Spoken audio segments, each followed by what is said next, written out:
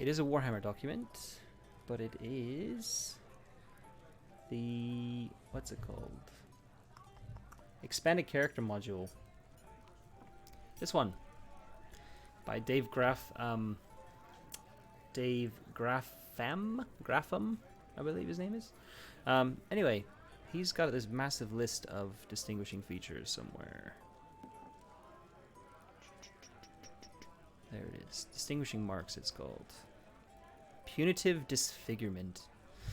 So I'm just going to pick a couple of these out. Some of these aren't actually punitive. Bronze skin, for example. You know, if you had broad shoulders, it's not really necessarily a bad thing. But I mean, he's come up with a huge list here, more than 100 examples, and he split them by the characteristic Warhammer Fantasy Roleplay races: Dwarf, Elf, Halfling, and Human. So I'll just pick a couple up here out. Pox Scars is a good one.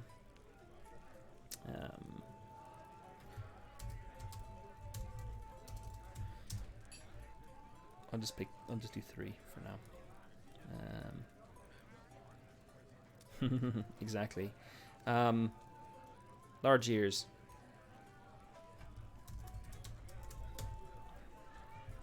Cool. That'll do. So that'll be the distinctive feature.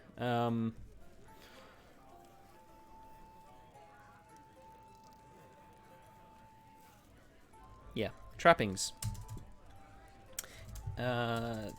This is in the character creation section, so really I'm just going to be saying that at character creation, you start with all the trappings from the careers that you have obtained. These are listed in each career entry in the... These are listed under each career entry. And we're going to put in here, just put link for now. Put a link in to equipment. No, not equipment. Careers. Encumbrance. So I'm going to be using standard encumbrance from year 0. The difference here is that I don't have a strength attribute, but I will have a might attribute. The problem is that might. So the problem is that in year 0 the attributes don't change, so you have the same encumbrance value pretty much the whole game, and it won't really shift. In some of the games there are some talents that will allow you to go up in that value, but yeah, here in Pitchfork everything is relating to skills, and the skills will be able to increase, which means there could be this sliding scale of encumbrance values. What I've thought about this is, rather than try and tie it to an actual value, I'm just going to make it a number. I'm just going to pick a number. Do I think I'll need encumbrance? I could always do it like Vazen. Yeah, I've thought about this. And I do kind of want to have a traditional equipment section, I think. I'm not 100% sure on it yet. Vazen and, in fact, Year Zero Mini just... you know, to keep this simple, I want to keep this kind of simple, so maybe I should try something different for playtesting. And for playtesting, the simple thing to do is just to say that encumbrance is done with common sense. So, the idea here is that I have a stat, vitality, and vitality acts like a skill, but it's also your health. And in addition to health, it's also your stamina, your endurance, and you would roll on it anytime, for example, you'd be encumbered to see if you can continue going. That kind of needs, if I want to use it for that, then it does need an encumbrance system that kind of works. Yeah. So Eric's just kind of talking about the survival gameplay element. While that is kind of true, I don't see Coriolis as a survival-based game, but it is a gear-heavy game, so that kind of makes sense there. It does have a kind of standard encumbrance value, like all the Year Zero engine games. The only one that doesn't, the only two that don't, are Tales from the Loop and Vaesen. So I need to think about that. I'll come back to it. Consumables. This ties in with encumbrance. Do I want to actually have consumables, or just want to hand wave it a bit? Again, I don't see players actually wandering away from. In fact, consumables doesn't make any sense here, other than ammunition. So let me think about that.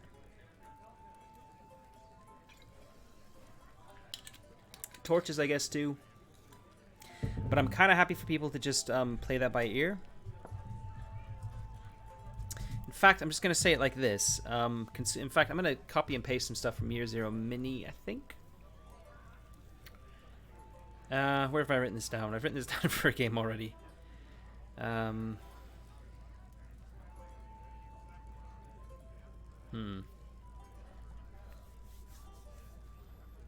it's fine. This is stuff I need to think about as I'm going. I don't just want to just throw...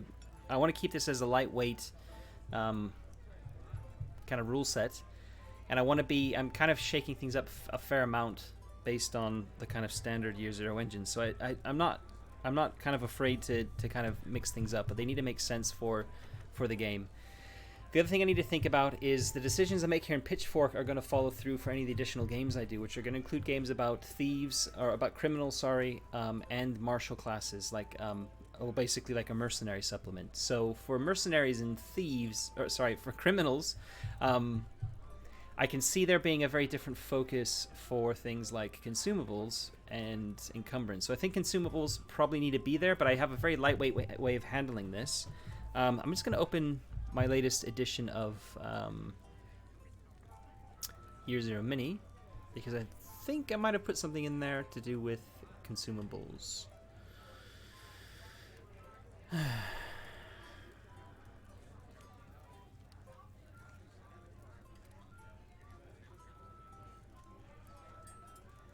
haven't installed the right...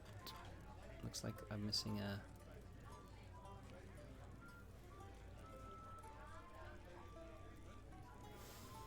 font. That doesn't look right at all.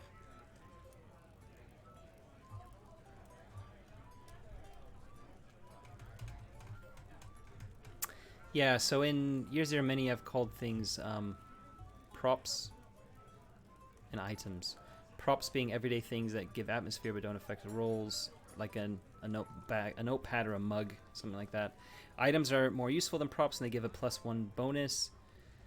And your asset gives you +2.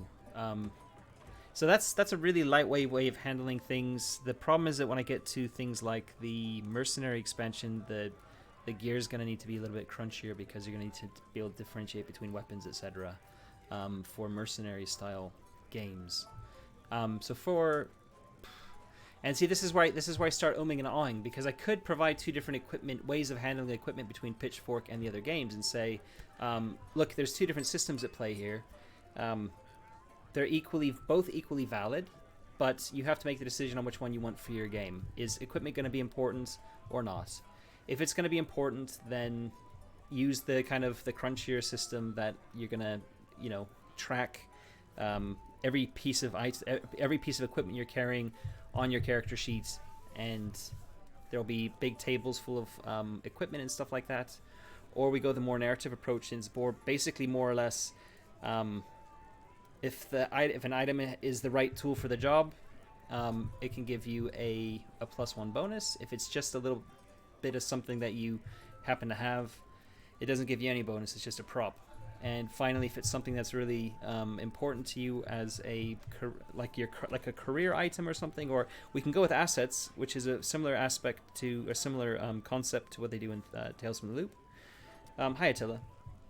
Then yeah, they can give you a +2 bonus. And this is where I need to make the decision, like, what level of crunch do I want? And I think for this, because I want this to be a lighter weight game, I think I might just for the playtesting anyway, I might go with a similar approach to Year Zero Mini. Also because I've talked in Year Zero Mini on the last page, I mentioned this Year Zero Light somewhere. It's off the page, of course.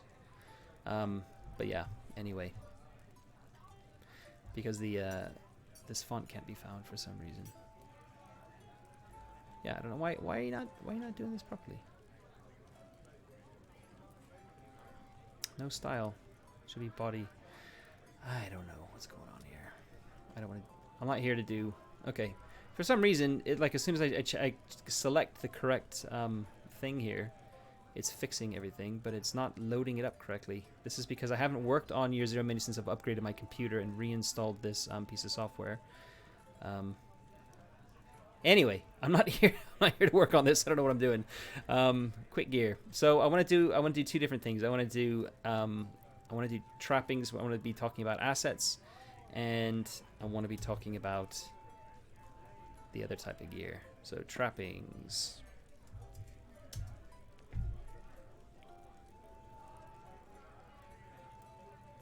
Now, I'm not a big fan of Vazen's equipment thing. It's probably the only thing I'm not a big fan of in it. It feels like it's it makes sense for what it is because you have a home base that you're leaving, you're going away, and you can keep things. But the keeping one thing and not the rest feels like a strange meta concept that doesn't really make a lot of sense to me. In Pitchfork, you have a village. You might be staying in the village, you might be going away from the village for a short period of time.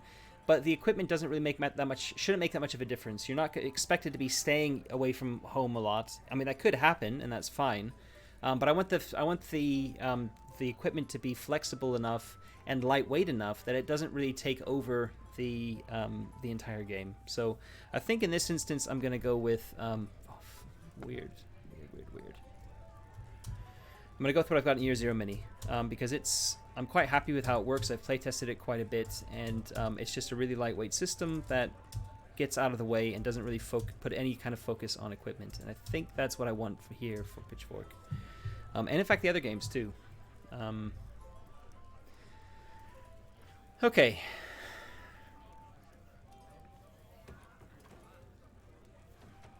Trappings. You start the game with one asset, a piece of equipment which says something about who you are, from who you are. Try to make this something. There will be examples for each career. No, I'll change it to say pick an asset from one of the careers you've chosen. Not chosen, because you're not necessarily choosing these. Pick an asset from one of the careers. What's the term I used before? Apologies here. Obtained.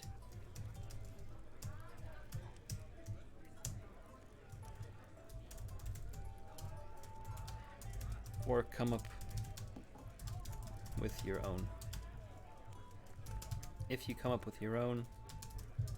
If coming up with your own. Try to make this something iconic rather than something useful. If it can help you on a roll. If your asset can help you on a roll, it grants 2 bonus dice. Here's some examples. A small but savage dog named Fritz. A battered but reliable mountain bike. Not in this one. A sturdy shepherd's crook.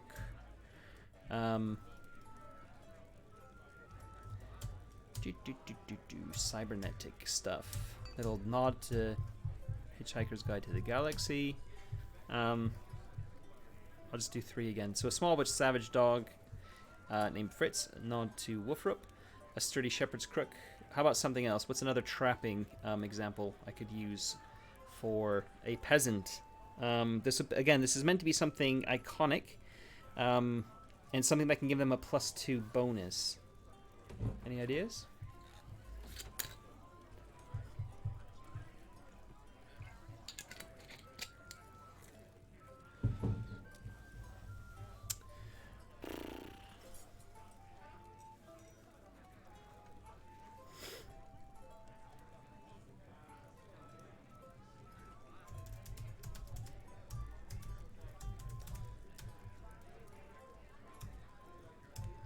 In addition to your asset, you can choose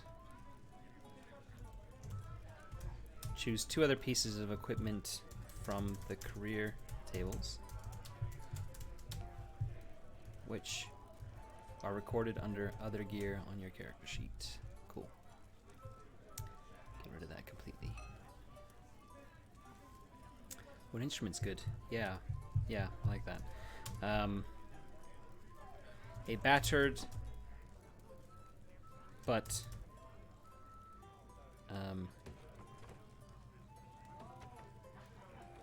so I'm gonna say it's an instrument which is a little bit battered because it's been handed down, maybe, or it's used, but it still works well.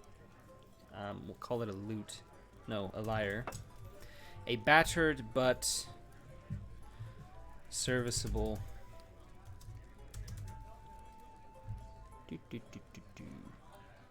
Oh, it's fixed it for me. Isn't that what I typed in? Oh, I just got the LE wrong. A battered but serviceable lyre. Cool. So those are assets.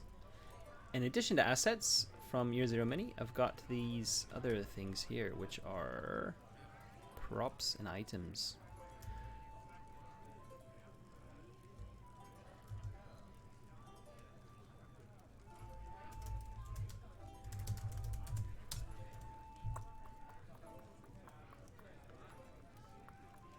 Most of the objects that players encounter, it's not actually players, it's that PCs encounter, are props, everyday things that are described to give atmosphere but don't affect rolls. This could be a note. This could be not a notepad in Pitchfork or a mug. This could be a handkerchief. Do they have handkerchiefs back then? Probably not for peasants. This could be a hat or a cup, for example. Items are more useful than props and give a +1 bonus. And give a bonus of +1 dice, +1 die to the dice pool.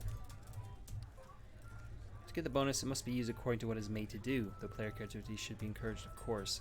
I reckon this is a step too far, and I should just say items, or where it says here other gear, and we'll just say here most of the objects that PCs encounter are everyday things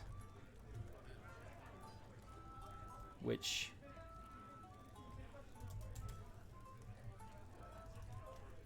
can add to the atmosphere but don't affect rolls.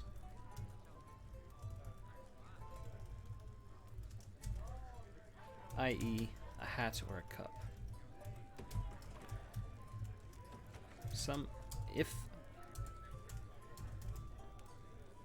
However, if an item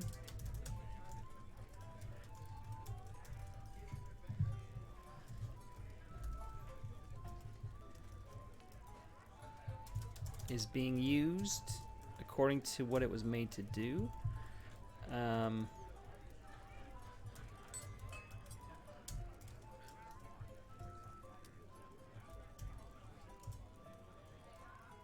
item can give,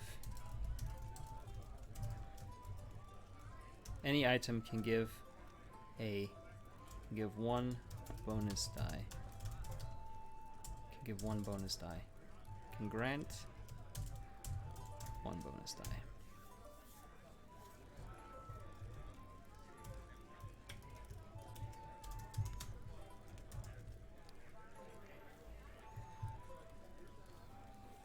Okay, that's basically saying you get an asset. There'll be assets given for each career as examples, and you can either pick one of them or you can make up your own. Your asset gives you 2 bonus dice. Sorry. In addition, any other kind of item in the game, you just keep track of it, and yeah, if it can grant a bonus, you get an extra dice for it. Nice and easy. I am going to put something here for encumbrance. Encumbrance is not tracked. in Pitchfork. Instead,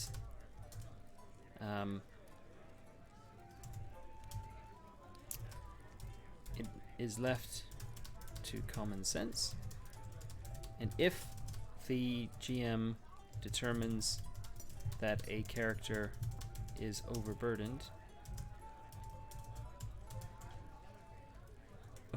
encumbered,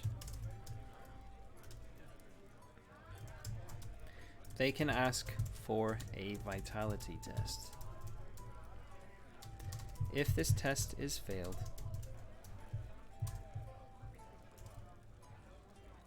a character must drop some items, stop where they are, or give some items to another character. Whatever the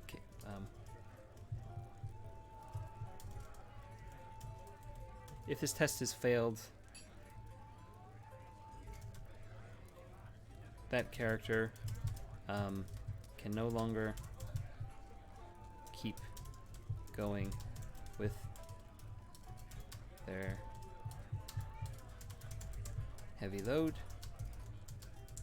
and must decide and must either drop some items, B, stop where they're going, or C. Okay.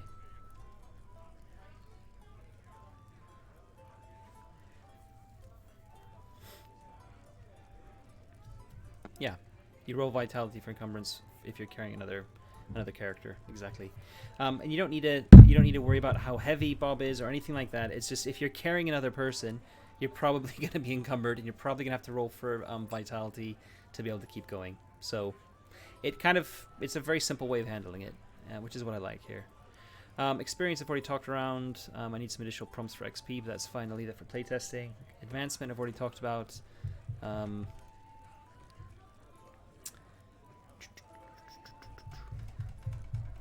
Raising skills, advancing your careers. Then I want careers. So what do I need for careers? I need career skills. I need career tags. I need assets. I need... What else do I need in each one? Let's go back up character creation here.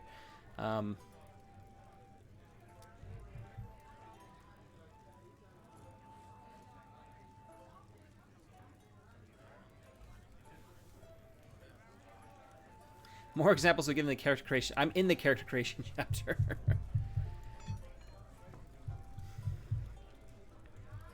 But more examples will be given. I'm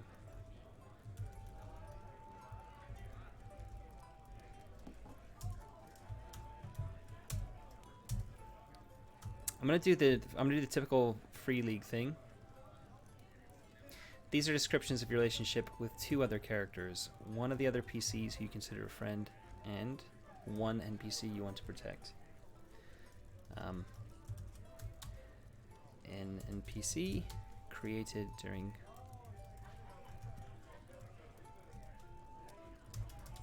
an NPC from village creation. An NPC made it village creation. Here's a relationship statement example. Blah blah blah blah blah. I'm not going to give any examples here, so get rid of these for now. Accept motivation.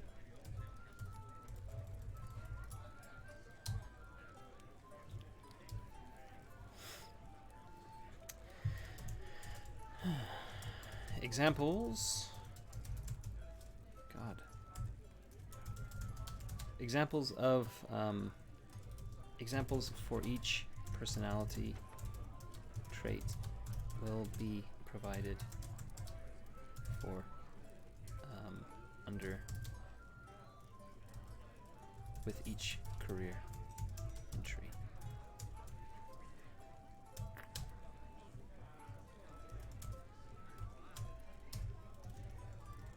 Do, do, do, do, do, do, do, do, do.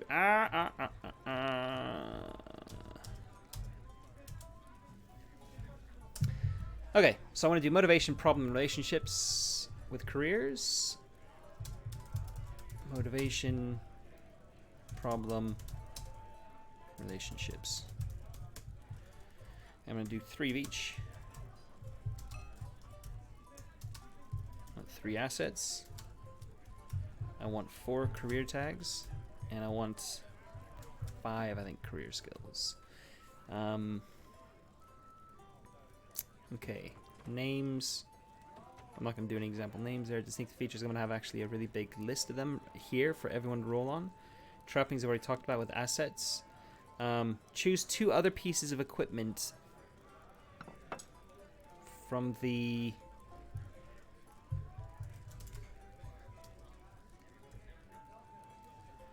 Choose 2 pieces of equipment from the other gear tables in your in the career entries, and record them under other gear on your character sheet. So I need other gear tables. 3 assets. I'm going to do 4 other gear.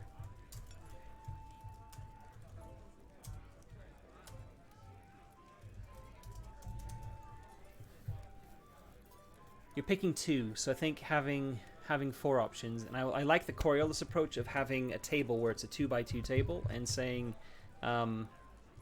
this one or that one, this one or that one, so I can kind of tailor each career quite easily. All right, in fact, I might just go the Coriolis approach generally. Let me just have another look. I'll open Coriolis so people can see what I mean by it exactly. Because I do like how they do it there. So I open up Coriolis here. We go to the skills chapter and backtrack a few pages. Here we go. So it says here you begin play with this gear. Pick one from each row, and then there are 5 options here. So it tends to be like you can have heavy armor or a sword. You can have a pistol with a scope, or a carbine, which is like a semi-automatic rifle. A frag grenade or cybernetic muscles, a command unit or an advanced scope, or communicator level 2, or a medkit. I quite like this because you're making decisions for each of these things, and it kind of like if there are 13 of these concepts, and under each one there are 3 sub-concepts. There are 39 different kind of career options in Coriolis. However, if 2 players were to pick the same main concept, they theoretically would be having very similar gear at the start. So I like that there's a lot of variety there, and I want to do something similar. So you'd have 3 options for assets, which would look like this, where here you go, here are 3 options of instead of talents, would say assets, and there'd be specific iconic items, and then there would be other gear, and you would have to pick, there'd be 4 options, 2 by 2, and you'd have to pick, like in each row you would pick one of the options. So that's kind of how I'm leaning now. I'll leave this open actually. So I'm going to say here 4 other gear items, and I'm going to put here 2 by 2 matrix like in Coriolis. 3 motivations, 3 problems. 3 motivations, 3 problems, 3 relationships. Okay. I think that's it. That's all we need under the careers. Along with advances. So I need to say for each advance. Why is this different text here? Interesting.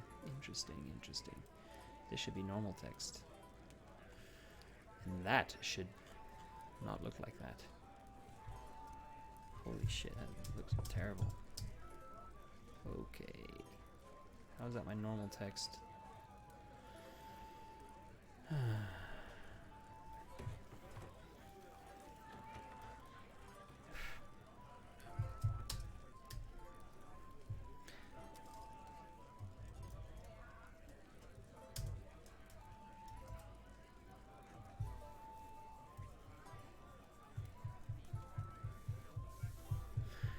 Your villagers assumed to have at least one profession at character creation, one career at character creation.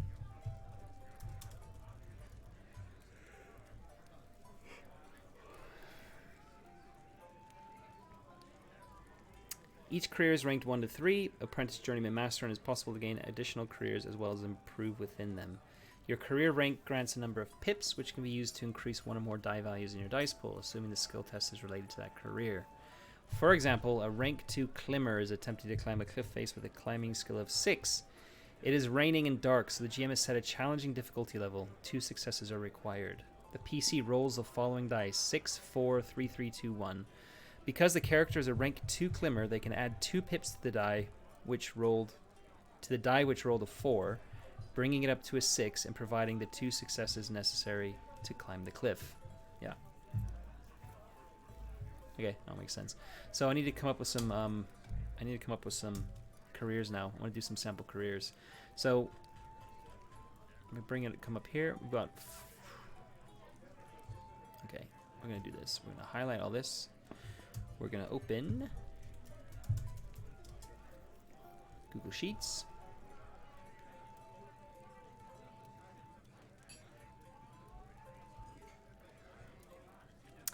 I'm gonna put all of them into alphabetical order.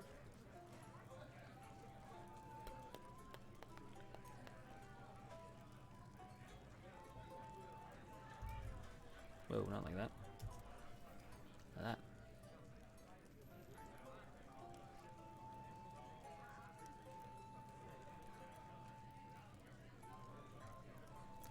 Okie dokie. Click there. Click. Okay. Data. Sort range by column A. Yeah. There we go. Okay. Basket weaver, beekeeper, etc. Okay. So I'm gonna go with a. I'm gonna come up with 3. We'll go with a carpenter. No, we'll go with some more iconic Warhammery ones. We're gonna go with a charcoal burner. We're gonna go with a shout out if you want me to look at any specific ones. I think a herbalist might be a kind of a cool one to do. I'm not sure about hedgewise. I might be removing hedgewise and magic from this. I'm kind of conflicted on this. A leech collector is a good one. Not sure if you can actually see all those if the resolution's a bit low. Charcoal burner, herbalist, and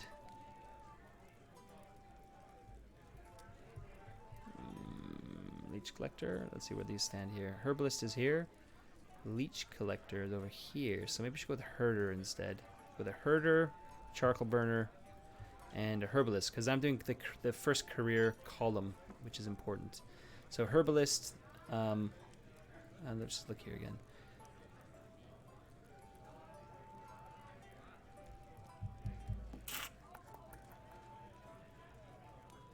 Fuck it, I'm gonna go with the farmer, because that's the typical Pitchfork character. So there's gonna be a farmer, a charcoal burner, and a herbalist.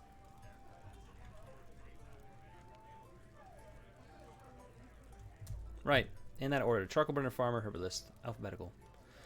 Okie doke. So I'm gonna jump down here to careers, and we're gonna go here with charcoal burner, bruner, charcoal bruner. Charcoal burner, we're gonna put in here flavor text, goes here.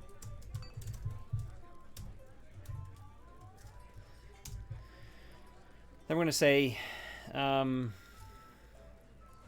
tags, rural,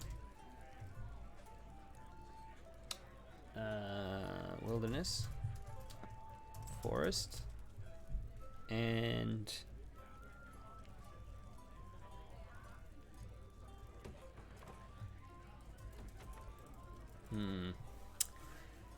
what else would a charcoal burner? What other tag would describe what a charcoal burner does?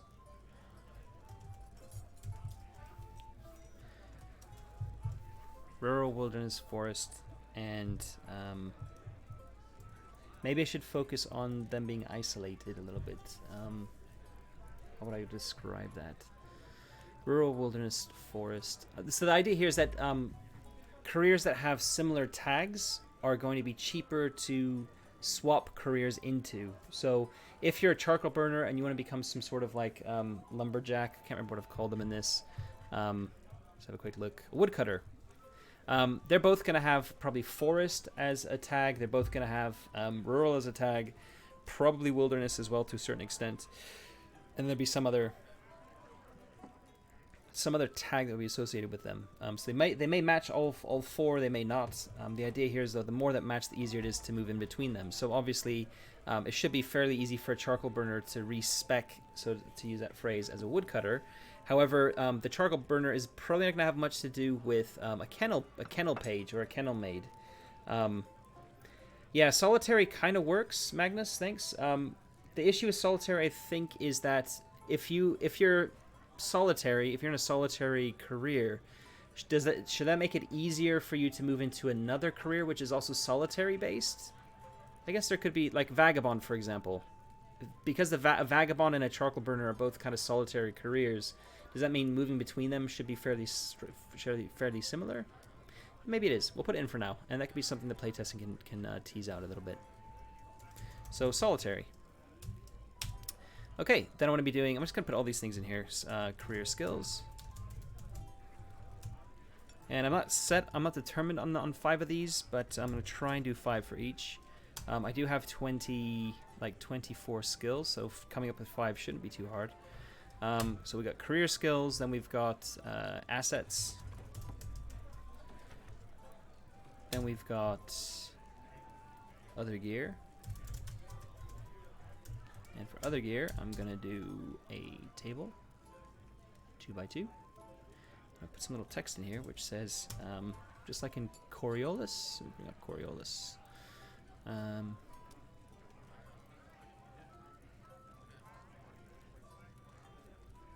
Pick one from each row. I mean, that's pretty easy to put down. Pick one item from each row.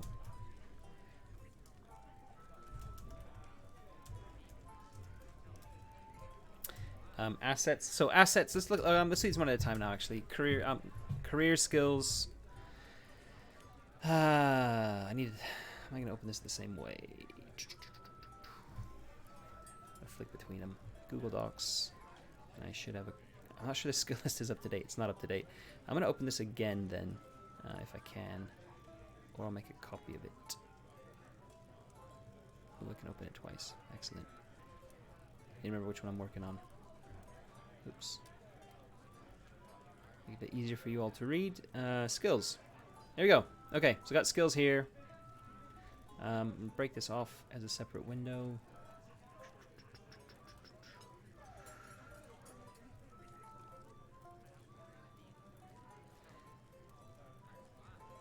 Okay, I'm gonna go back over here. Okay, so let's look at skills. What skills would a charcoal burner have? Charcoal burner would definitely, as a career skill, would probably have basic melee because they are using an axe to chop down trees, but they're also spending a lot of time out in wilderness and are often attacked by wild animals. So they need to have a rudimentary ability in terms of defending themselves if, while they're out there, getting bored out of their minds, watching the charcoal being burnt. If some sort of wild animal comes on them, they need to be able to defend themselves. So basic melee would definitely be one. Crafting, I guess, would be another one, because they're used to basic crafting sort of things. They'd be mending their own stuff. Crafting, I have a bit of an issue here with crafting because I think there's an argument for most rural careers to have crafting as a career skill. And I might want to be trying to scale that back a little bit and only giving crafting to careers which are kind of like craftspeople, trades, like tradesmen, to use the term. So we'll see about that actually. But for now, I'll keep it at crafting and see. I can always change it around. Any other things that people can think of here from this list? If anything jumps out, say something. But I think awareness is a big one as well, because being aware of your surroundings is very, very important when you're a charcoal burner. I'm gonna look over in advanced skills. I think I should probably start with advanced skills and see if there's anything that applies. Outdoor survival definitely applies to these guys. I've got 4 already. None of the other ones really jumping out at me at the minute. Animal handling, archery, ballistics, healing, martial combat, navigation, outdoor survival, sorcery, swimming. Nah. Stealth, not so much. Sleight of hand, not so much. Might. Might is a good one. Might is a very good one. So we're going to put might in there. And there we go. We got our 5 career skills. Nice and easy. Awareness, basic melee, crafting, might, and outdoor survival. Assets, then. 3 assets for the charcoal burner would be something like... well, a very, very obvious one would be a... some kind of a hatchet or a small hand axe. I've picked a career I don't know a huge amount about. I have watched, actually have watched a little bit of some documentaries about charcoal burners fairly recently as well, actually. There's a really great YouTube series called like the worst jobs in the world or something, or the worst jobs of history. They did one on the the Middle Ages, and the charcoal burner came up as one of them. So the thing here, though, is that these assets have to be something that give a +2 bonus in circumstances. So while they can be kind of funny, like I could do a one-legged stool, which is definitely something that, in fact, we'll put that here for other gear. We can put a one-legged stool. The idea here for assets is it needs to be something a little bit more. So short-handled axe. Something that can actually be useful in you know, several different situations. So short-handled axe would be 1. Tinder and steel is a really good option here. Tinder and steel for starting a fire, of course, being charcoal burner. Flint, we call it flint and is it flint and steel? I think I need to Google that. Fire striker, flint and steel. Minecraft is what it's called. The Minecraft is probably why it's coming up in my head. How to strike a traditional flint and steel. I think it is flint and steel, which was what was used back then. A fire striker is a piece of carbon steel against being struck by an edge of flint. I don't know how far back they went, but I think they definitely were called that back then. History. The use of flint and steel was used from the Iron Age forward, so definitely going to stick with that. So flint and steel. It's more or less all the same thing. One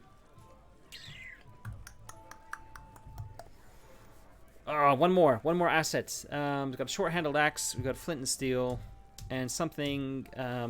What's an asset that a charcoal burner would have? Okay, charcoal burners are sitting around, getting bored all the time. So something to pass the time, and I think this is where maybe an instrument would be quite useful. So we're gonna go with or we could put this down with other gear to give a +1 bonus. Because I haven't put inspiration, which is kind of like the performance skill, down as a career skill, because it doesn't really make sense for a charcoal burner. But I could put it here. I could say there was a battered but serviceable. Or just battered flute. I'm capitalizing things like a good German. Try not to. So assets are being capitalized as if they are, you know, important items, proper nouns. Because they're assets. So, a sack, a kettle. Kettle. Ooh. +2 for having a kettle. When would you use a +2 on a kettle? I mean, that's player ingenuity right there. But that goes here, I think, next to one-legged stool. That's a good one. You can have a one-legged stool. You can have a kettle. A sack. A sack.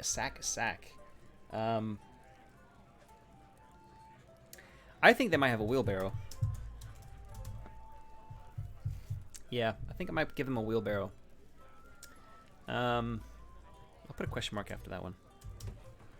Yeah, we'll stick with wheelbarrow for now. So, other gear. You can have a one-legged stool or a kettle. You can have a battered flute. Or, what's something else that'll keep you from being bored, like a flute would? How about a whittling knife? I'm just checking this terminology. I haven't used it. I used to whittle. I'm not actually sure if that's the actual term for it. Or that's something that, like, Yeah, okay. It is whittling. So battered flute or whittling knife. Whittling knife isn't going to be really useful for anything. It's just a piece of gear. It could give you +1, as I've said before, under trappings. But that's the idea here behind other gear. So there they are. Next, I'm going to be looking at motivations, problems, and relationships. So motivations, problems, and relationships. Motivations. I'm gonna cheat here a little bit because I have somewhere in front of me. I have this excellent book called the NPC Compendium.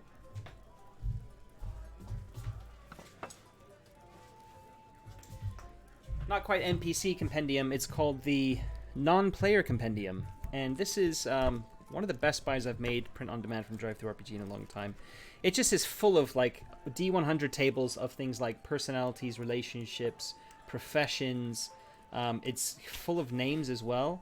But yeah, it's awesome. And one of the things in here is goals, and goals are basically motivations. It has a big old list here of table of goals, as you can kind of see there, and after it gives a little kind of paragraph for every single one of them, so you can kind of see what it means for some that might not be super obvious. So I'm just going to pick 3 of these out for a charcoal burner. In fact, these are very similar to the motivations I was using during the village creation section as well. So motivation for a charcoal burner could be, oh god,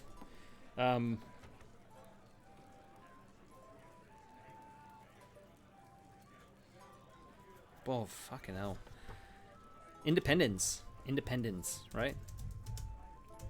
They don't want to be. They want to be out on their own. They want to be doing their own thing. That's a massive motivation for them. That's a good one for them. Another one could be got one here that says endurance. Endurance is about finding, pushing yourself to your limits, to your extremes, of seeing if you can like how far you can push yourself. I don't see that so much for a charcoal burner. Yeah. Yeah, if you can think of anything else, just shout out as well in the comments.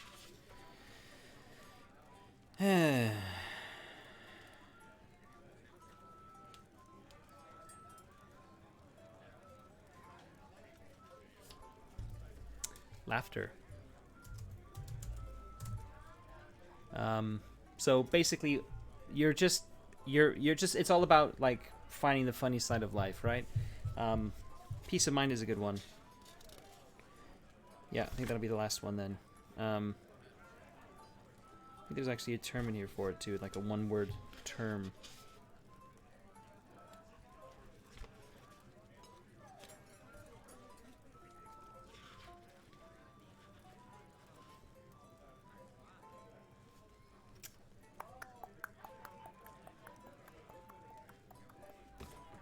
Let's go peace of mind. That works for me. So independence, laughter, peace of mind. That's what motivates you. Problems then. What kind of problems would a charcoal burner have? Well, there's all sorts of things I can think of. God.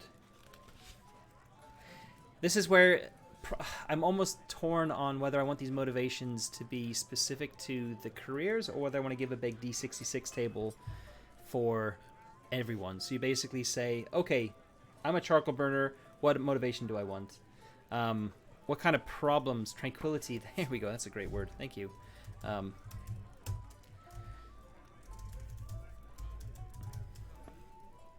interestingly, I don't think that's a term here. So that is a great goal. It's not tranquility.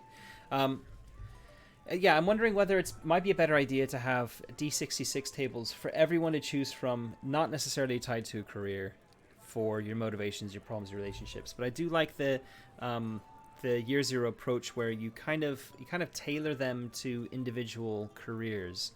The issue here is that most most year zero games have like a half a dozen archetypes, to maybe a dozen. I'm planning on having 36 archetypes in Pitchfork, and then I'm going to be doing another game called Sledgehammer, which is going to be urban, and it's going to have 36 new careers. Then I'm going to be doing something called Stiletto, which is going to be a criminal-based expansion. That's going to have 36 criminal careers. Maybe not 36, but it's going to be a big number. And then I'm going to be going on to Aquabus, which is going to be the mercenary expansion. And that's going to also have 24, maybe 36 careers. And I don't want to have to think of that many motivations for every single one. So I think having a big general table of motivations and problems and relationships to choose from should be absolutely fine. That's what happens. It's what they do in Star Wars Edge of the Empire, and I think it could be absolutely fine here. So, in fact, I think I'm going to go back on what I said before, and I will actually provide some... I think motivations could work individually for these, but I think problems and relationships, I don't think they need to be tied to these. So, just to make my life easier down the line, it's a little bit of laziness, maybe, if you want to think of it like that. But yeah.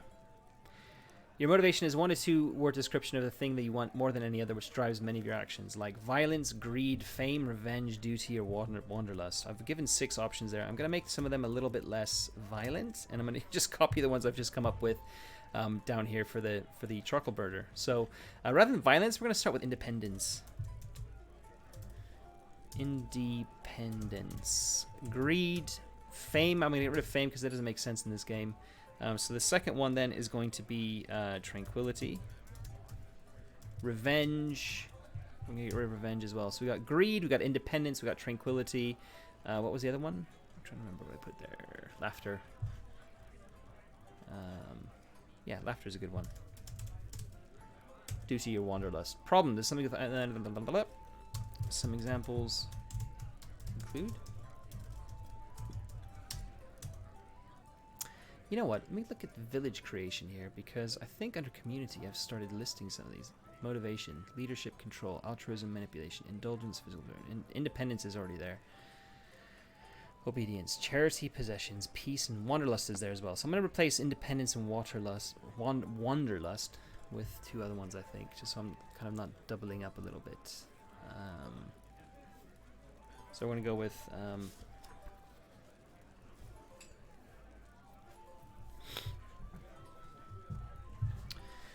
like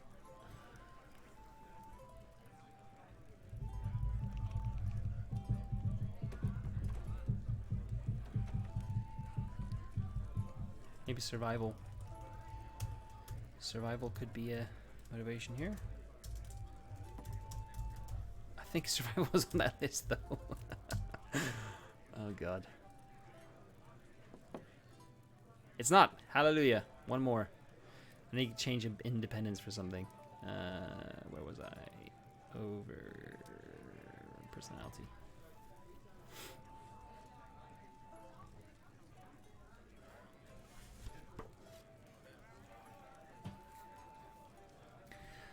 Just seeing the comments here, Magnus. Lots of space for problems. I'd tailor them. Rather, I'd like you to tailor them.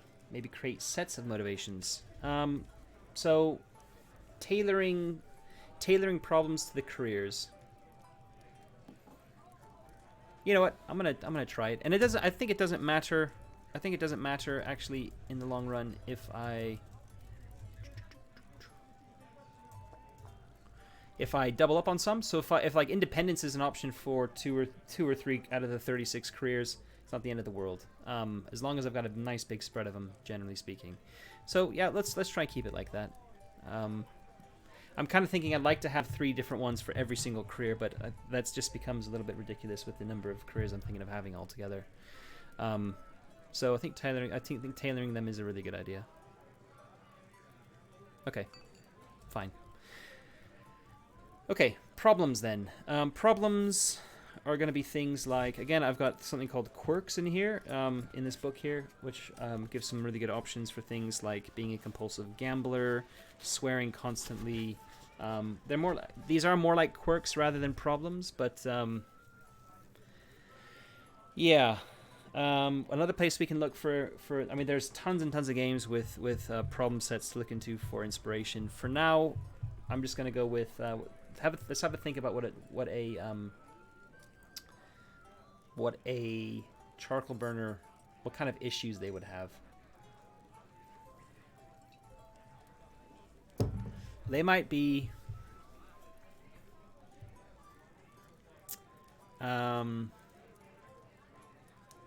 They spend so much time outdoors that they might be quite bad at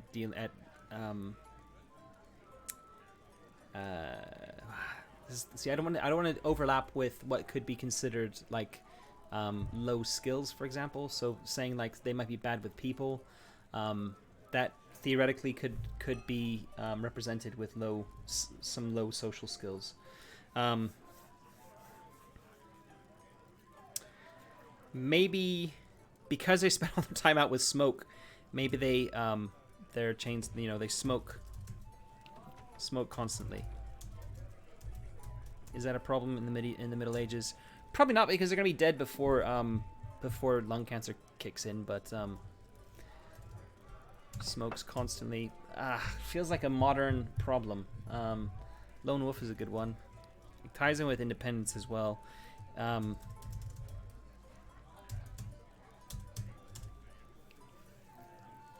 Is it a problem? It's almost describing like a lot of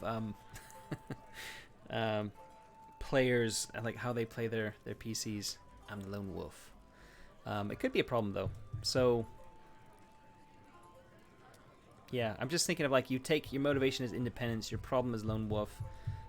When it comes to earning experience, doing one action theoretically can earn you XP for both your motivation and your problem. So there's quite a bit of overlap there, which I'm not so sure about. There might be a way to let's think of a way of describing lone wolf as maybe the idea of that, the concept of that, as something a bit more problematic. Say just shuns society. Shuns society, smokes constantly. Yeah, nihilist basically. You spell it? Nihilist. How do you pronounce that? I'm gonna look it up because there'll be a nice little. I haven't got my headphones. Hold on, this will work. Nihilist. Nihilist. Right. Not nihilist. Why do I think nihilist? I don't know. Nihilist. Who knows? Anyway, that could be American, British, mixing stuff up. Anyway, we'll leave it there. So I'm gonna just kind of make this a bit smaller because I hate it taking up so much space. So table properties, we're gonna just reduce this to 0 and hit OK. That's kind of too much. Again, I'm doing formatting, which I said I wasn't gonna do. I can't help myself. I need help. All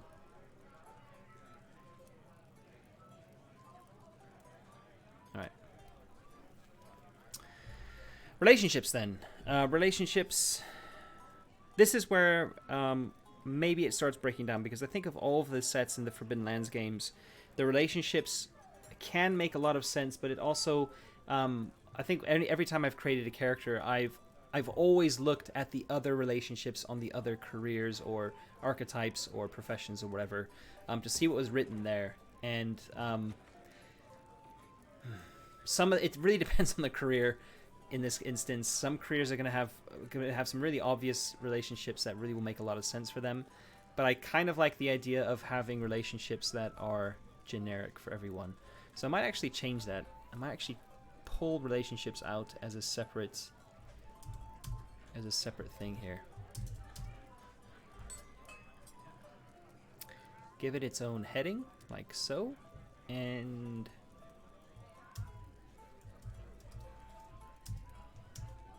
do it like this. Yeah, I'm pretty sure I want to do that actually.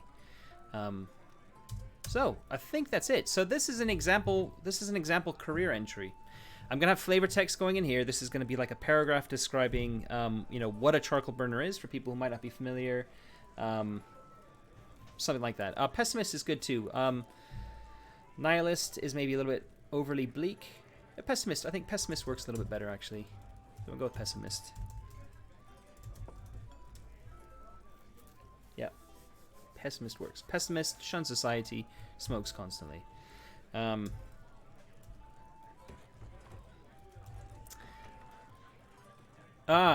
Maybe not smoking constantly. Maybe they have a persistent cough. I like that, because you can't keep quiet.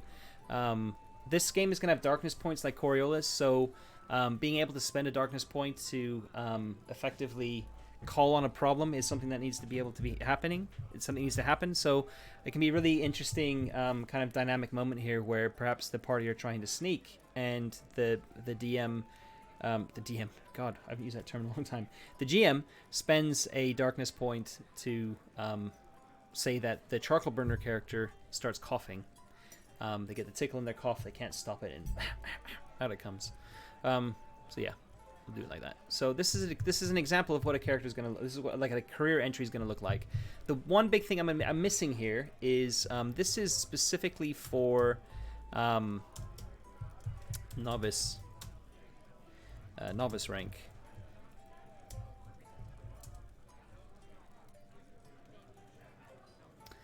So then I need some entries for apprentice rank, and at apprentice rank. Not apprentice. What am I talking about? It's not novice. Is it apprentice? Yeah, apprentice rank is there. Apprentice rank, journeyman rank.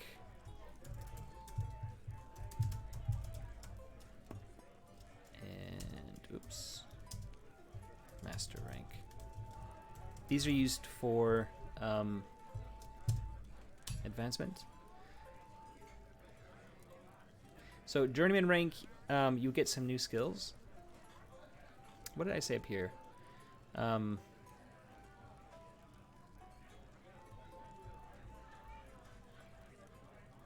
you want to increase your rank within your current career, you must meet the requirements. So that's all I've said.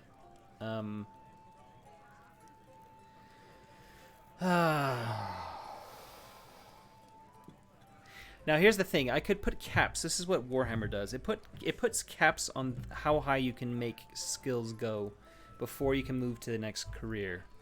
Do I want to do that here? I mean, I can make it pretty straightforward, and I can just say I could take out the whole rank system and say you have 5 career skills. You have to have all those career skills increased to level. Like they're capped at level 5, for example. And all of them have to get to level 5 before you can be considered a journeyman. If I was to do that, I would probably reduce the number of career skills down from 5 to 4, because that's quite a lot. That's a massive requirement. Or maybe I say 4 of your career skills, or maybe even 3 of your career skills have to be up to level 5. I can do it like that. Then you can advance to journeyman rank. And the cap then on journeyman rank is 7, for example, or whatever number I happen to pull out of my arse. And yeah, so you're capped then at level 7 or 8 or something like that. And again, you have to have 3 of your skills have to be up to level 8 before you can become a master. And I might even say all of them have to be at level at the kind of apprentice level. So all 5 of your skills have to be at level. Saying 5, and at least 3 of them have to be at level 8 or 7 or whatever it happens to be. Then you can progress to a master rank, and at master rank all of your career skills are the cap is gone, right? So you're basically, once you've got 3 of your skills to level 8 or 7 or whatever happens to be, you're considered a master. You then pay the experience cost to become a master, and your cap on those skills is removed, and you are free to kind of bring those up to whatever level you want. Pipe and tobacco, yeah.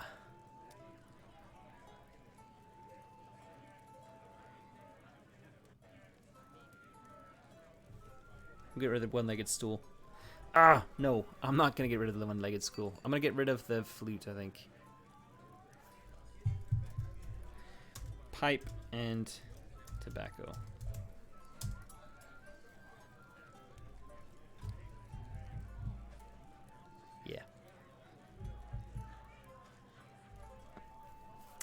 Yeah, I think I might handle that way instead. Rather than listing out for each career, I want the careers to be fairly concise. I think that's an important thing. And I think handling, just having the one set of career skills works quite well, and putting it with the different levels. And then it's a case of spelling out, what the caps are on each of those skills at the relevant rank you're at. So I think I'll do it that way rather than trying to give some other bits and pieces.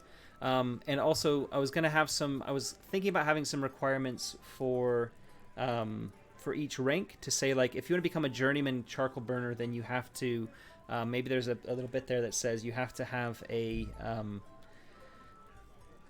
you have to own a specific piece of equipment. So there might be an item of some sort of trapping item there that you need to have. But again, I think I might leave that for now, and just leave it so that these are caps. So your skills can only go so high when you're at the apprentice level, for example. And to get them to be able to go higher, you're going to need to spend the XP to become a journeyman, and just kind of abstract a bit the whole bit around how you become a journeyman and what that means, and how you become a master and what that means, and leave it up to GMs within their own games to say, actually, there's a guild of charcoal burners, and you have to register or pay some fees to become a journeyman. To become a master, you have to take a test or something like that, and allow GMs to come up with that within their own world building for whatever setting they're using. So yeah, I need to put that in here so I don't forget it as well. So I'm going to go up here to where I've talked about advancement. Advancing careers I've put here. So in fact, I'm going to change it from advancing careers to learning new careers.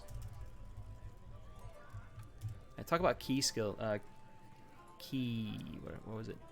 Once you take the new career, replace the key skills.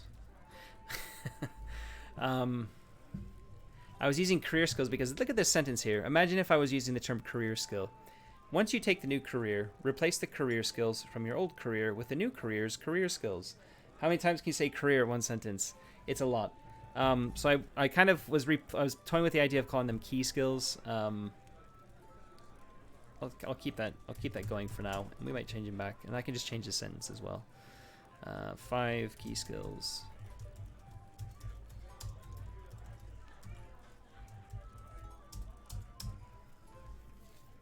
Cool. Then down here, we're going to put advancing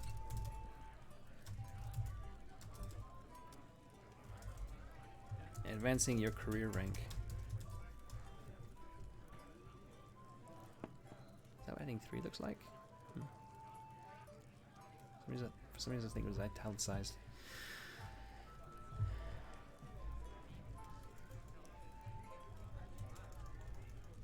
So, if you want to increase your rank within your current career, you must you must meet. Oh God.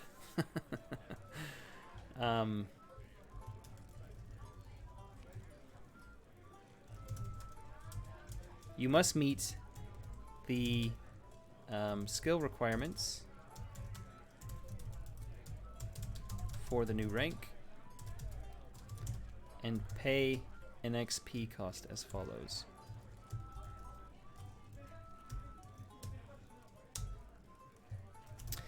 The skill requirement to advance. God, I'm gonna make a table. I think it's just gonna be easier and say skill requirement. No, rank. Skill requirement required skill ranks. Am I calling them ranks and skills? Ranks in careers, that makes sense, and ranks and skills is going to get confusing. Rank.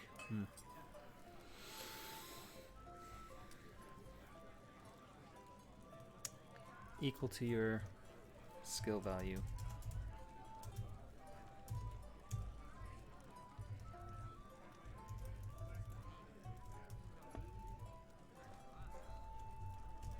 I'm using points later.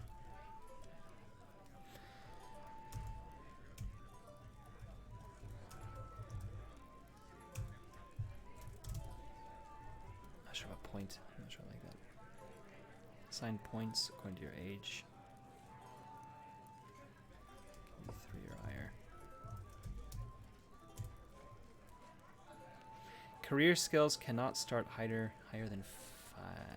If I'm saying the cap. This is important. I'm saying the cap on only key skills can be 3 or higher. key skills cannot start higher than 6. Maybe I could do 6 for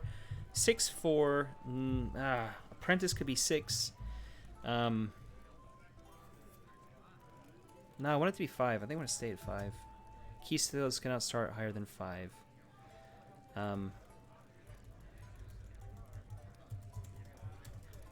Non-key skills cannot start higher than 2.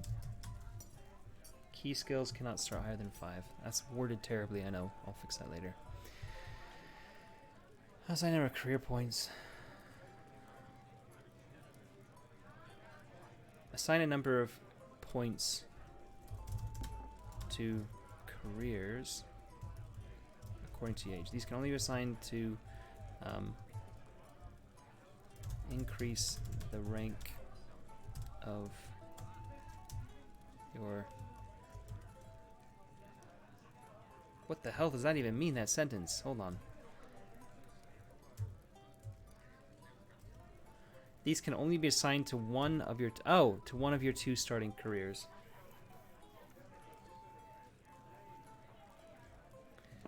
Right. That means, yeah, if you have extra points to assign, you can't... the idea here is that you have you start with 2 careers, right? Possibly the same career twice. And if you're, based on your age, if you're old, for example, you might be able to assign a 3rd career point. So that 3rd career point, you know, if you've got farmer rank 1 and farmer rank 2, so you're like a journeyman level farmer, you would not be able to, with your 3rd old rank, you would not be able to say, I'm going to take a rank in Cooper or Miner or something. What it's saying is you can't choose a new one. Those are you can only choose them by rolling. So if you've rolled once for farmer and twice for farmer, then you've got farmer twice. If you've rolled once for farmer and once for potter, then you can assign that 3rd point to either farmer or potter, but you can't pick a new one. Signature skills, that's good. I'm flipping through your book today, Magnus. Okay, right. Cool. What Eric means by that is that Magnus is the author of Bitter Reach. The Forbidden Lands expansion. Cool to have you watching, by the way, Magnus. Yeah, where was I? Down here. If you want to increase your rank within your current career, you must meet... Thank you for that. Good suggestion, Google. You must meet the skill requirement for the new rank and pay an XP cost. You must both meet the skill requirement for the new rank and pay an XP cost. So rank would be journeyman. And put it all up here. XP cost. Required skill ranks. What did I say? I said 5. So you need to have 3 key skills at rank 5. XP cost. Forget 3 XP. We're going to go with 5 XP. Master. You need to have 3 key skills at rank 8. The other 2 at rank 5. And the cost is going to be...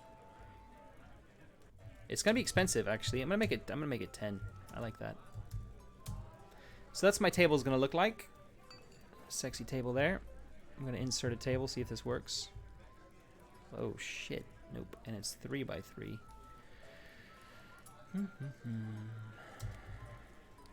Insert table 3 by 3.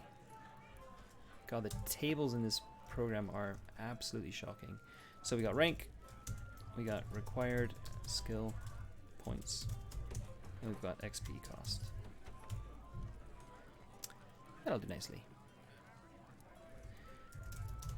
Journeyman.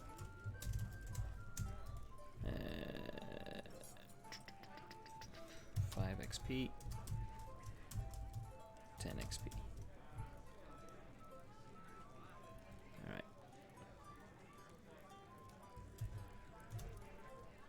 Oh, you didn't do that, did you? 3 key skills at rank 5. 3 key skills at rank 8. The other 2 at rank 5. It's I'm using rank again for skills. We're saying three key skills with 5 points. 2 key skills with 8 points.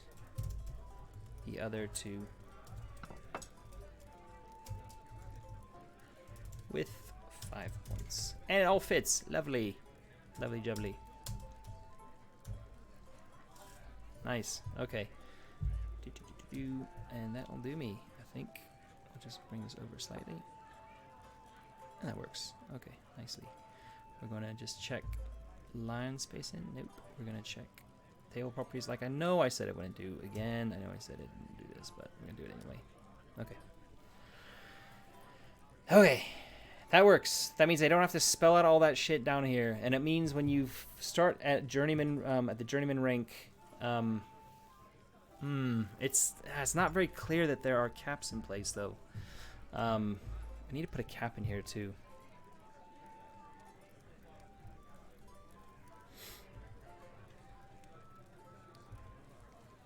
Let's try and squeeze that in here.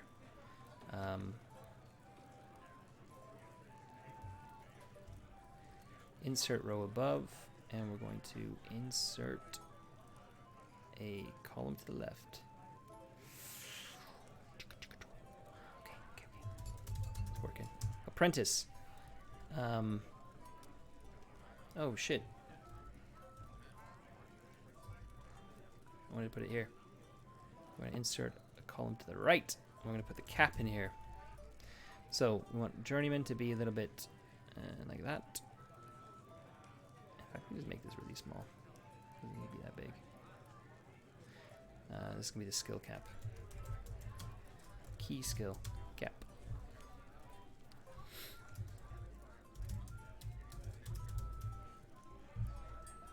You know, this brings up an issue of what are the caps on non-key skills? If I'm capping key skills at rank 5, what does that mean for, like, you know, if you, because I'm giving people the opportunity to rank their non-key skills. So maybe I should just say all of your skills are capped at a certain level.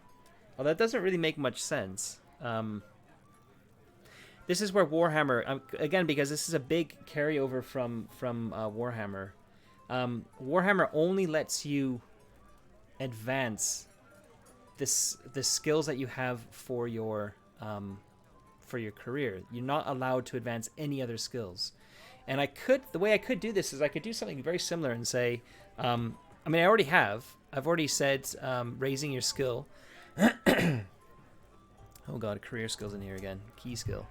You have to pay more to increase a non-career skill.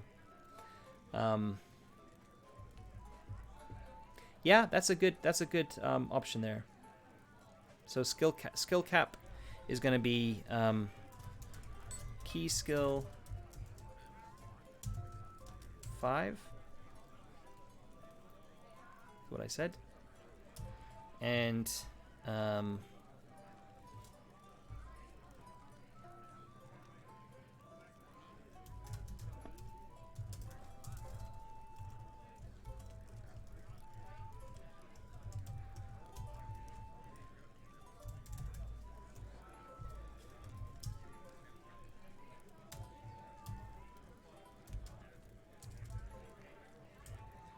this is not applicable.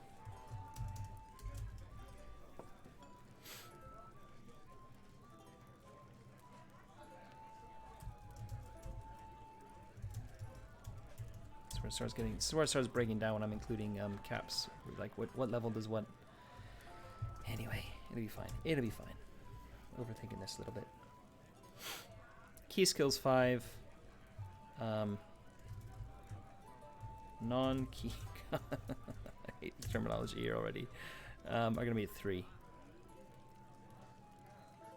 I mean, I don't need to spell this out, potentially. I could just say the key skill cap is 5.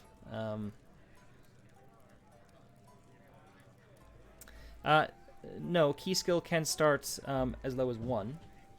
It can start as low as 1. It depends how you want to distribute your points at character creation.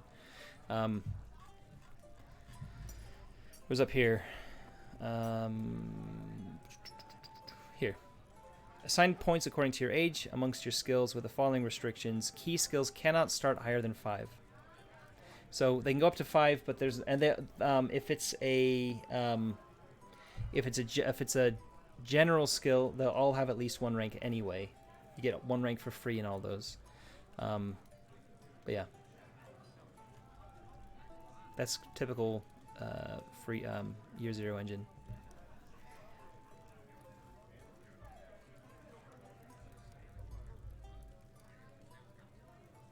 There's a lot of chat I missed out on. Let me just catch up very quickly. All right, rank for careers and points for skills. Yep. Sorry, remind me what the player gains by advancing. Skill caps. Yep.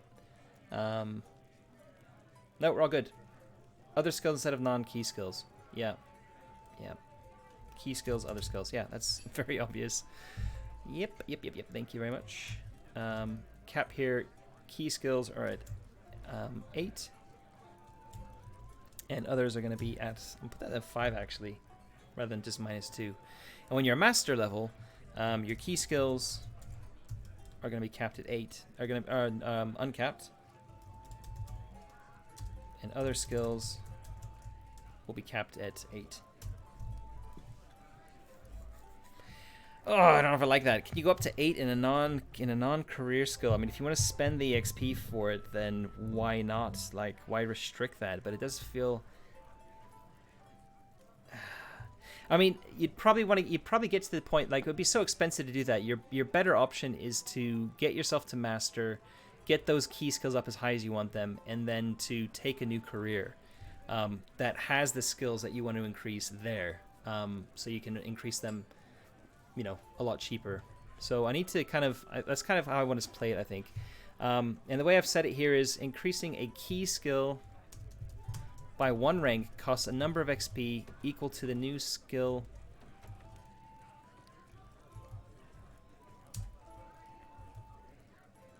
God, this is where points doesn't work. Urgh!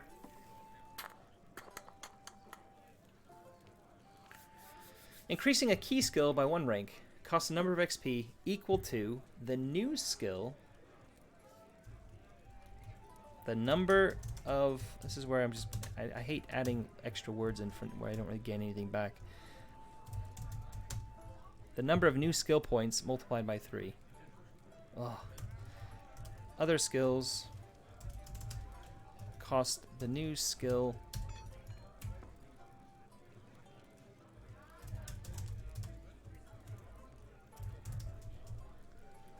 times 5 times 6. We're gonna bump that right up.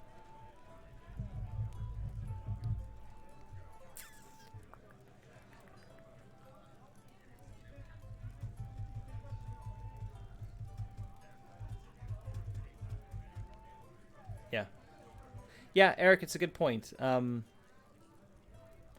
get to master is going to be a lot of sessions. I think you're going to need a lot of experience to get that high, because look at the costs here. A new skill multiplied by 3. Getting a skill from 5 to 8. Getting 3 of them from 5 to 8. Assuming that you've got the same 3 already at 5, you're going to be going from up to 6. So that's going to be 18 XP. God, it's a lot. It's actually quite a lot. I didn't even think about this. And going to 7 is going to cost you 21. So 16 plus 21 is 37. I mean, yeah, exactly. You've played a hell of a lot of Pitchfork. I'm not sure this actually works very well.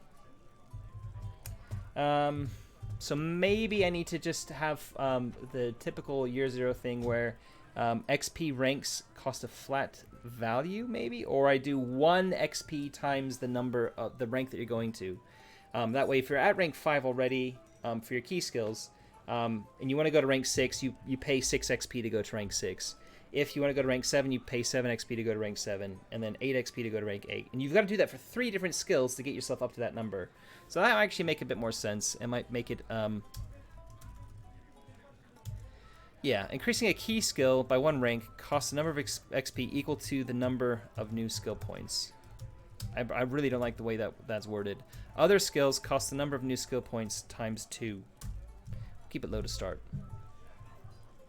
Learning a new advanced skill at rank 1 requires the instruction of a teacher with at least 1 rank in that skill, 1 point in that skill.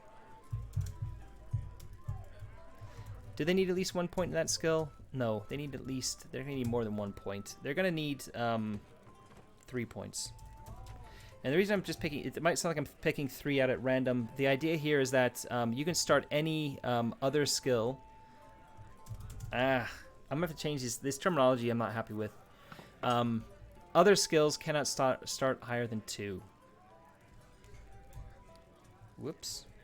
So what we're saying here is for someone to teach you, they have to have more than just a kind of passing knowledge that any starting character could start with. Any starting character could start any skill in this game at 2, right? So if you want to have somebody to teach you something, they need to have a little bit more, they need to be just a little bit over that level. They don't need to be at journeyman rank in terms of their career. They can just, yeah. So I like that. I think I'm going to keep that at 3. So somebody needs to have at least skill 3 in that. However, I am saying that, but yeah, Eric, I did think of that as well. The problem here is that it's not open like Coriolis. I need to have a disparity between key skills and other skills. So I could just have flat costs and say 5 XP for key skills and something like 10 XP for other skills. I kind of like having this. But yeah, if I keep it low, then people could just theoretically, if you have your key skills, if you have your key skills at 1, you'd be like, well, after my first session, I've got 4 XP after my first session. I can bump 2 of my career skills up from 1 to 2, no problem. And it might be quite a fast rate of advancement. So maybe I will. Yeah. Here we go. Increasing a skill by 1 rank costs 5 XP. Other skills cost each rank. I've used rank. Ah!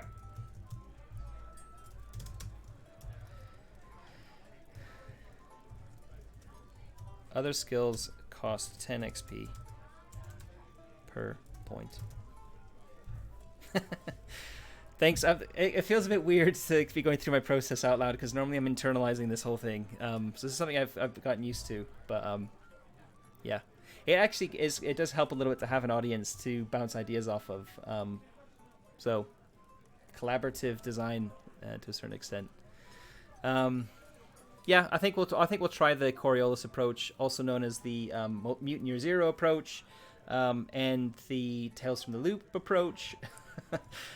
Pretty much every game other than Forbidden Lands approach. I think Alien also has flat XP costs. So this feels fairly Year Zero engine to me. I'm kind of happy with that. So yeah. The only thing I'm not happy with here is this advanced skill. Learning a new advanced skill requires the instruction of a teacher with knowledge of that. I'm just going to say with knowledge of that skill. In addition to the usual costs shown above. Yeah. The reason I'm saying that, I'm not specifying a number of... let's put here sufficient. No, just with knowledge of that skill. So somebody who knows how to do something that you want to learn that's advanced is going to have to show you. And I'm going to leave it up to the GM to rule that. The reason for that is because I'm going to be having... NPC stats are not going to be full skill blocks. They're going to be summarized. And therefore, I can't really make the statement of saying you need a teacher with at least rank 1 in a skill. When you look at the NPCs, you're like, none of them have skills. So how am I supposed to track that? Yeah, they just need to have knowledge, so that should be fine. An advanced skill is not a career skill. Your career skills could be an advanced skill, but basically the difference here is that this is like Coriolis. If you don't have any points in advanced skills, you can't use them. So you have to have at least 1 point to use them. And they're just the slightly more advanced things. So Coriolis approach. But some career skills will be advanced skills. For example, the charcoal burner, I made outdoor survival one of their career skills. So it doesn't cost anything extra. It's just you need to at least have someone teach you the basics for you to be able to start learning it yourself. Same goes to, like, for example, archery. If someone doesn't, you can't just pick up a bow and teach yourself how to shoot an arrow. You need to learn how to do that. Whereas the rest of these things under general skills are more like things that you would you'd expect most people to know how to do. Cool. So yeah, I think I'm pretty happy with this then.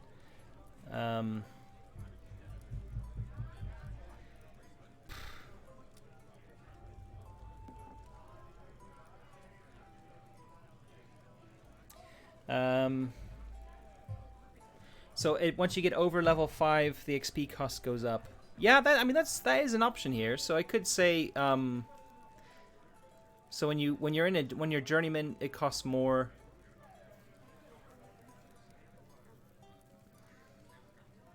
It's too complex. It's too complex. We'll see how it plays out. I have a feeling that it's not going to come up very often because most players aren't going to get that high.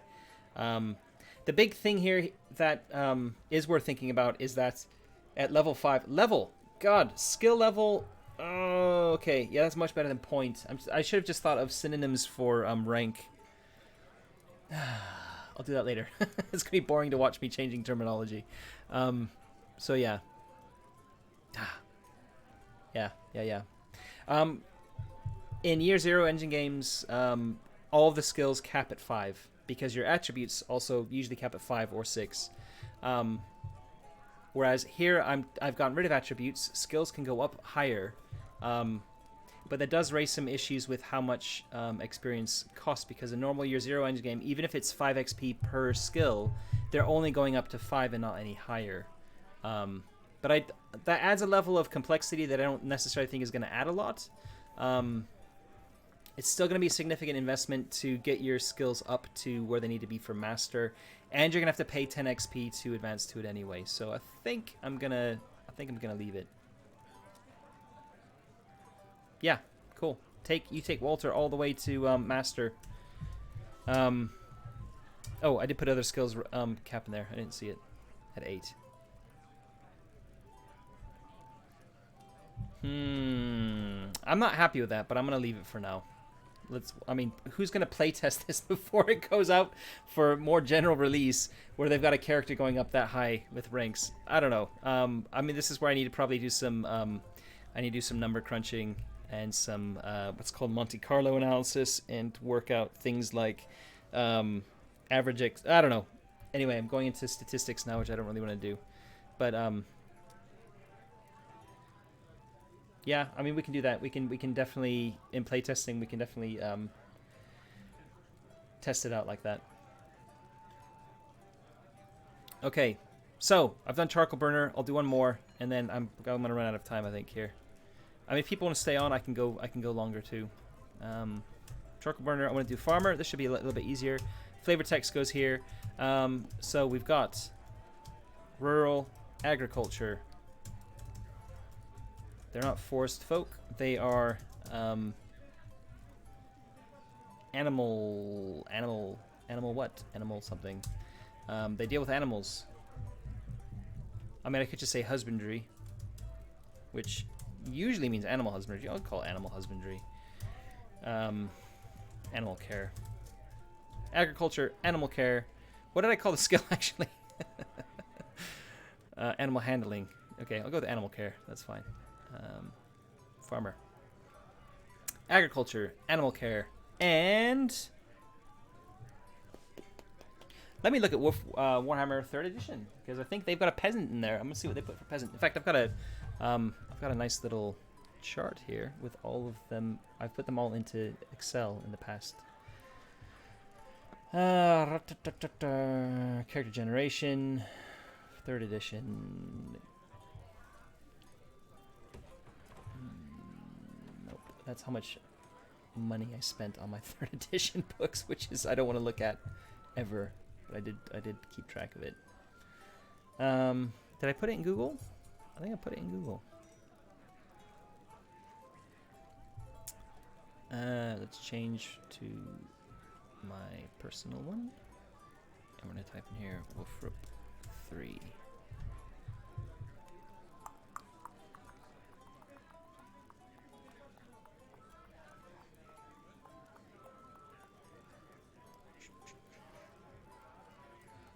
Oh god.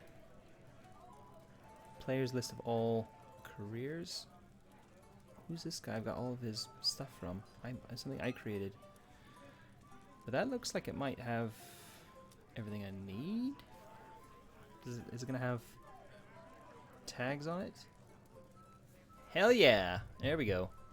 All right, let's go down to. Oh, sorry about that. That's the wrong way to zoom. I can't zoom anymore. Oh, yeah, I can. Okay, so we had peasant. Where's peasant? Oh, you're kidding me! 3rd edition does not have a peasant. Doesn't have a farmer. No, that's not good. That's not good. Let me down here. Let me down. Let's see. We got menial, we've got social, we've got specialist, urban, rogue, ironbreaker. These aren't really the tags I want, these traits. Anyway. Okay. It's disappointing. Critter tendon.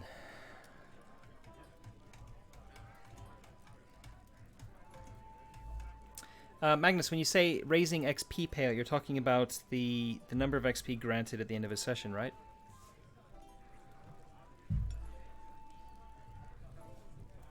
Hey, it was my Ultimate Edition. I'm not sure, but yeah, I'm pretty sure I was pretty sure there was a peasant, but I'm mixing up with 2nd edition again because there's definitely a peasant in 2nd edition.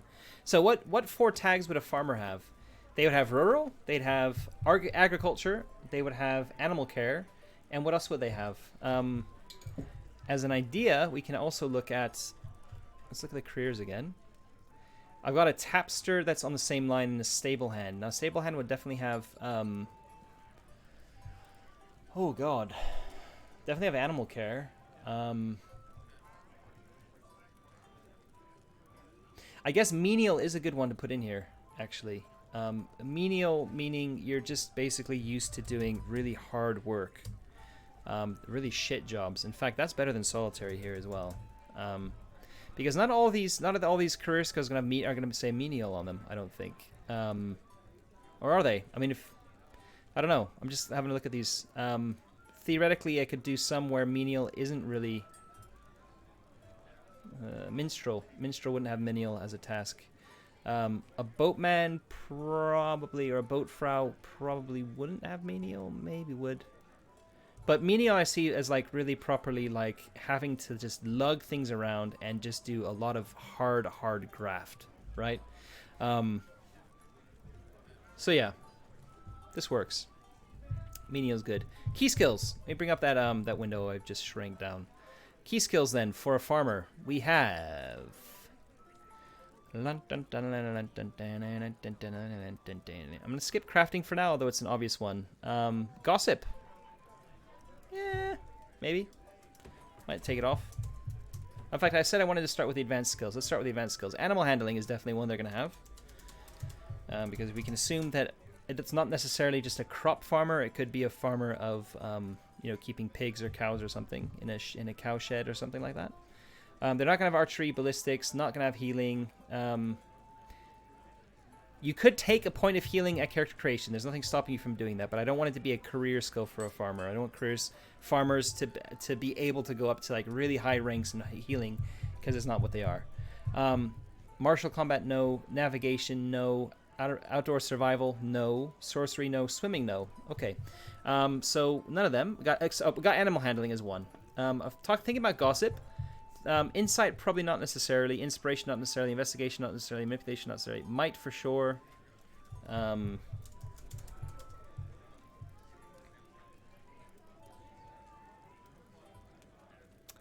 Sleight of hand and stealth, not really. So this is where crafting might come into play. But again, this is like, does crafting become a key skill for every single bloody career? Like, does Does a charcoal burner have crafting? I'm not sure I put that in there, actually. I can see a farmer having crafting, and I can see the argument for that being there, because farmers will be constantly mending things. They'll be mending fences, they'll be mending all sorts of stuff. They'll having to do like lots of little tinkering bits and pieces as part of their work. Whereas a charcoal burner isn't really doing that. So I think I might take crafting out for the charcoal burner. Oh, I've only put 4 in here. Maybe 4 key skills is fine.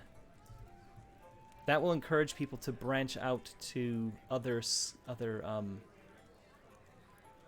careers a bit more. Let me just see if I can do 5 for both for all 3 of these initial ones though. So if I'm taking crafting out of my charcoal burner, what am I putting in its place?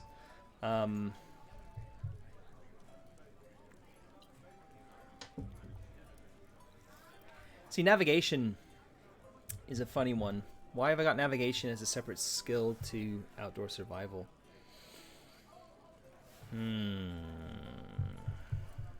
What do I put down there for it? Because I've spelled all these out.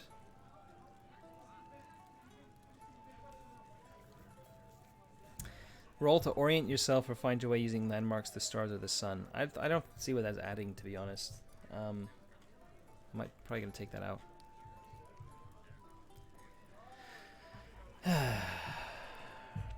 Because you can just roll survival, outdoor survival for that, I think. Folklore. I mean, I can see a farmer having folklore. Folklore is something that I can kind of see anybody... no. I want to keep this as really something very specific to careers. And I think I'm going to stick with 4 because I don't want to push it. 4 seems an obvious number without pushing it too far. I really like how it's fit these 2 so far, and I feel like for both the charcoal burner and the farmer, picking a 5th is going a step too far.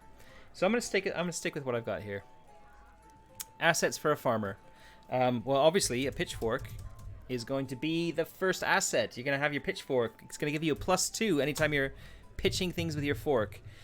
Second thing is going to be a dog, or a cat, or an animal of some description. Farmers would have all sorts of animals on them, but the thing that's going to follow you around is probably not going to be a cat because they're, they do their own bloody thing. But a dog would follow you around. So maybe a farmer. Yeah, I mean it's an option as an asset. You can pick a pitchfork or you can pick a dog. I mean we can just put here. We could just say loyal farm animal. And people can say what they want. It can be a goat, it can be a cat, it can be a dog, it can be whatever, it can be a pig. So pitchfork, loyal farm animal, and the third one, what would be an asset for a farmer? An asset, something that would give them +2 in certain circumstances. Not a hoe. I mean, pitchfork is kind of, for me, yeah, it's kind of like, you're saying this is your farming implement. There are so many farming implements as well other than a pitchfork. I don't really list them. So something other than a tool or an animal.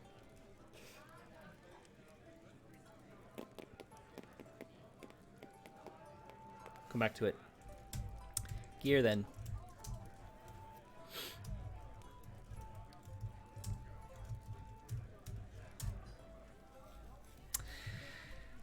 Farmers are hard.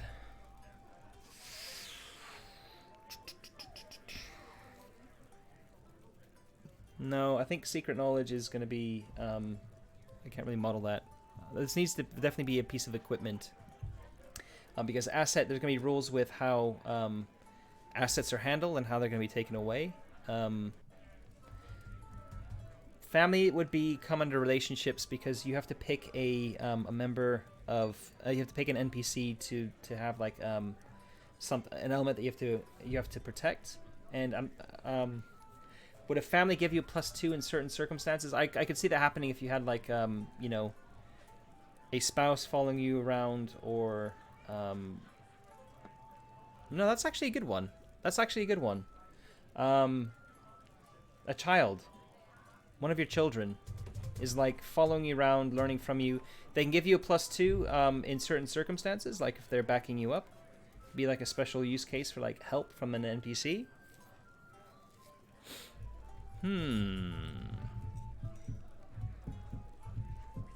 I kind of want to keep it as equipment though that can get lost. I mean, you can make the argument that people can get lost, or to break it, because I'm gonna have rules for darkness points that they can break. They can break normal items for like a single darkness point, or for 2 or maybe 3 darkness point spends. The asset can be broken or lost or something like that. And that gets harder to work into the narrative if I'm including things that aren't material possessions that can be actually like physically broken. I mean, I'll put a dog in there, like an animal in there. That's kind of stretching it already a little bit. But maybe a like a hanger-on child would work. But I'm gonna try and pick something else for now. God, I didn't think this would be this hard to come up with assets. Pitchfork, a loyal animal, loyal farmer. I'll come back to something else. Pick one from each item. So other gear they might have.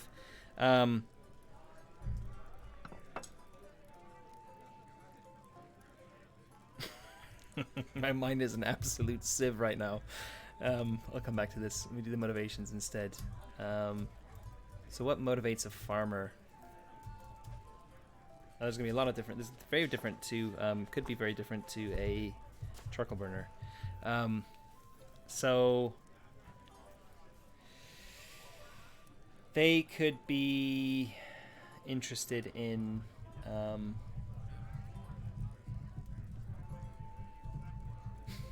bale of hay.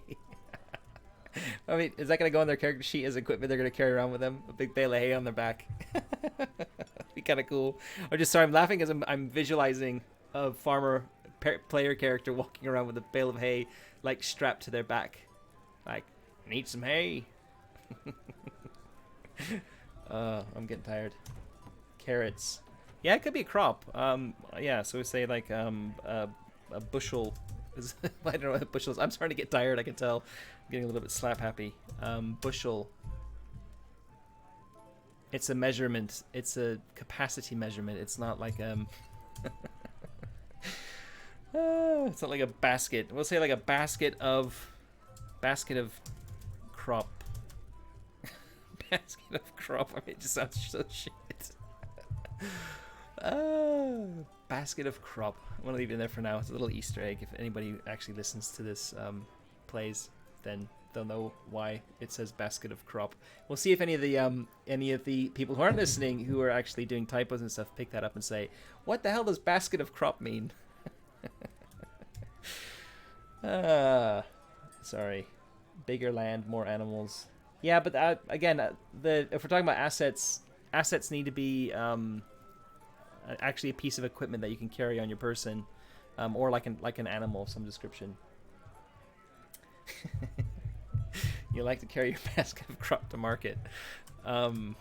Yeah. God, I can't concentrate on anything. Right. Sorry, let me get my head back in the game here. So you keep trying to hit me with assets and gear items. Remember, these have to be. I want these to be very specifically pieces of equipment that would normally fit on 1 or maybe 2 lines of a typical free league game, if you think of it like that. So like a normal or heavy item.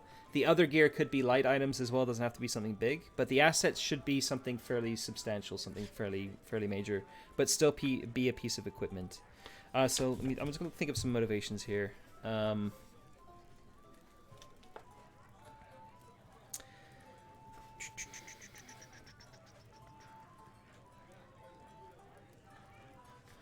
I'm going to put service here. So this is going to be, service is kind of like loyalty to your liege lord.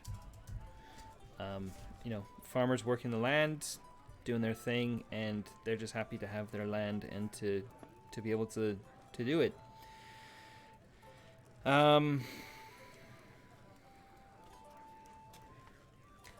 Sorry Attila, that's motivations. Okay. Yeah, more animals, better tools, bigger land. Yeah, so I guess this kind of expansion is one of them. So we'll just put expansion down. It's not in this little booklet I've got. So that kind of encompasses both like getting more land and getting more animals, that sort of thing. Kind of like you basically pick that and think of how you want to apply it. Yeah. And the other one you said was better tools. Yeah, it kind of maybe ties into wealth to a certain extent, but I want to keep wealth for some of the other ones.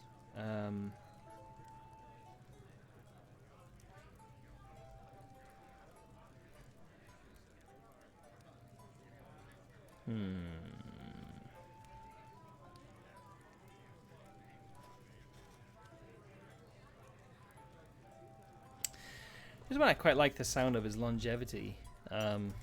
This idea that, I mean, it's the same as survival, which I think, did I put survival here? I didn't put survival here. You just want to stay alive, right? You don't really care about anything else other than staying alive. So expansion, service, survival. Yeah, working the Lord's share is basically service, right? That's your motivation is your kind of zeal for being a good citizen. Okay, problems. What kind of problems does a farmer have?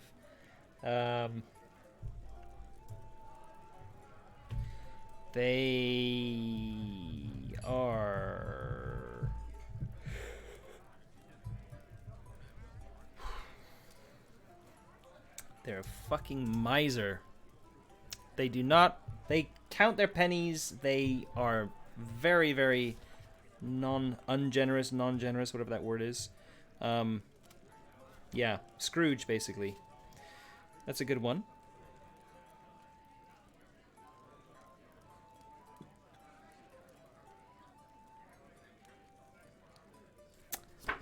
I think alcoholic is a good one as well.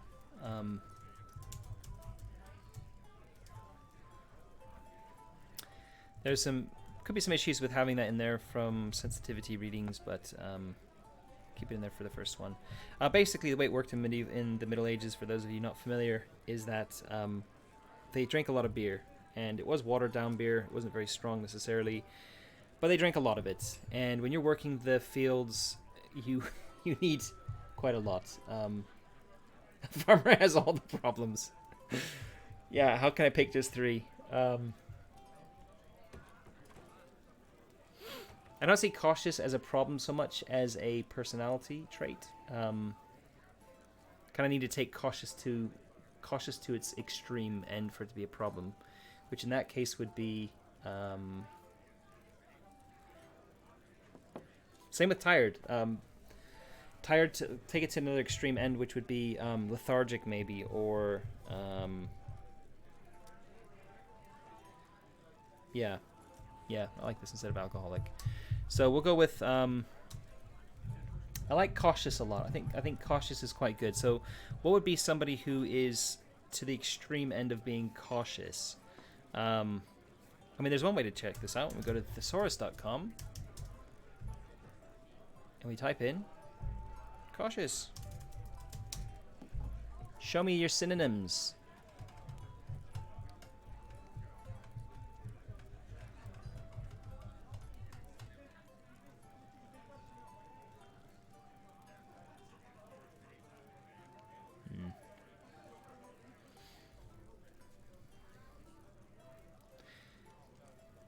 Wary. Distrustful. There we go. That's the one we want. Oh, superstitious. Yeah. We're on. Okay. Superstitious. Okay. Back to basket of crop.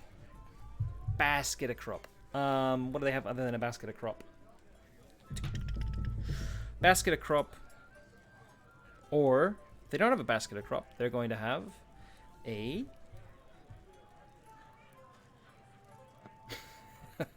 basket of crop.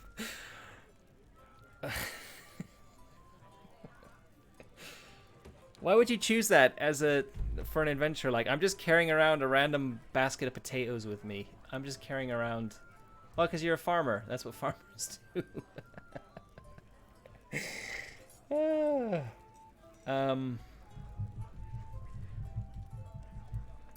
You know what? I'm have a feeling for other gear I might leave this and just have the careers have assets, and for other gear, I might provide like a D66. Yeah, I mean, but the hat will apply to basically everyone. I mean, yeah, you're gonna have a hat. You're gonna have a big hat, wide-brimmed hat.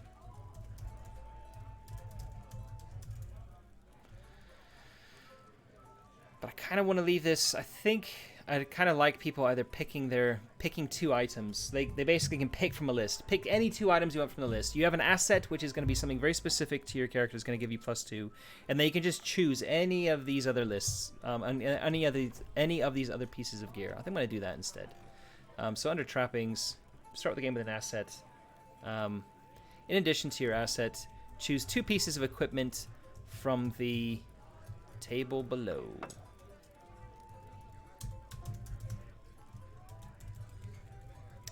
And record them under other gear on your character sheet.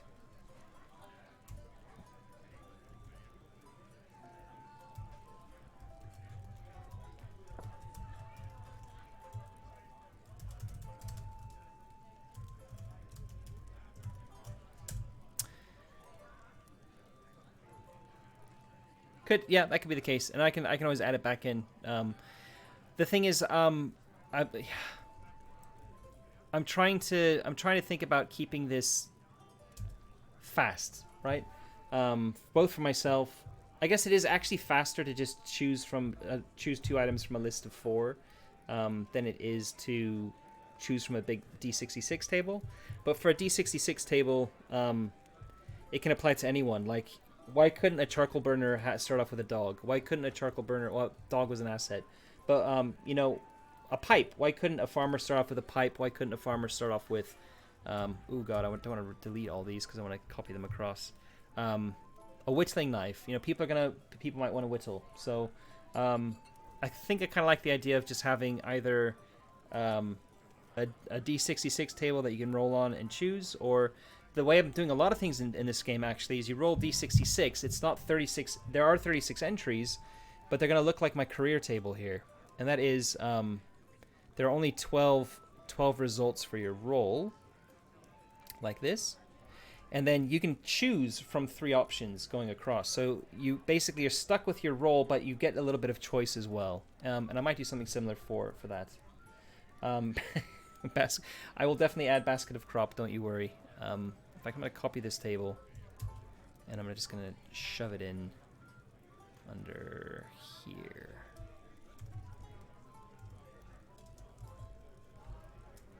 Yeah, voila. D66.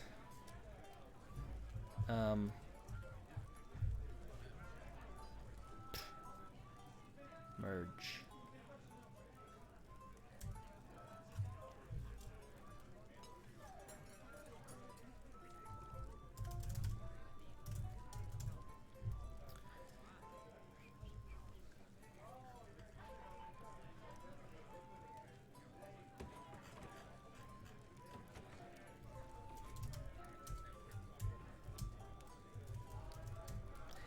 Carry around a stool. You'd have a one-legged stool at the site of where you would be doing your charcoal burning. You wouldn't actually be carrying it around with you. So we're gonna go with the other things. What did I just see? Pipe and tobacco.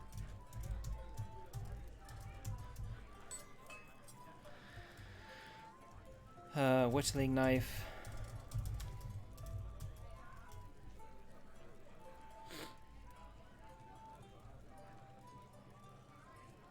Kettle. I like kettle. I like tea and coffee, so that's why. But why not carry a kettle around with you? Then we got basket of crop.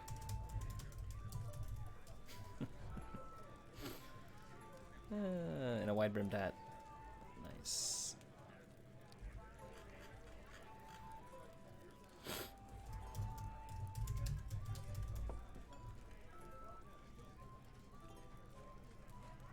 Cool. And I like this little these little career you know, things as well. They could fit on a card. You can make cards out of this and just like have a card you know, with your career on it to see what your all your bits are.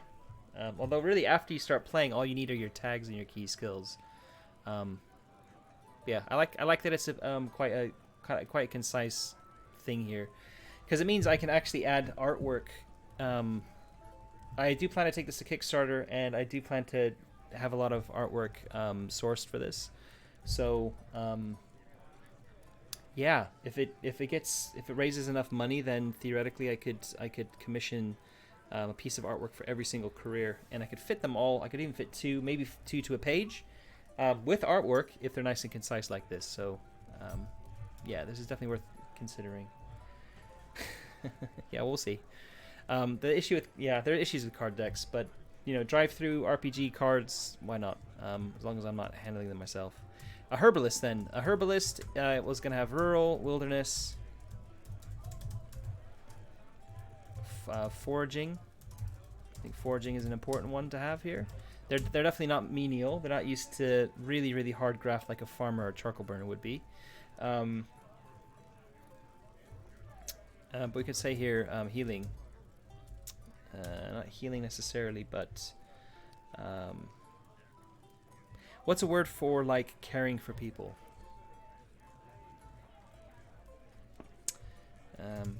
Care. I want a noun. I want to keep it to the nouns here.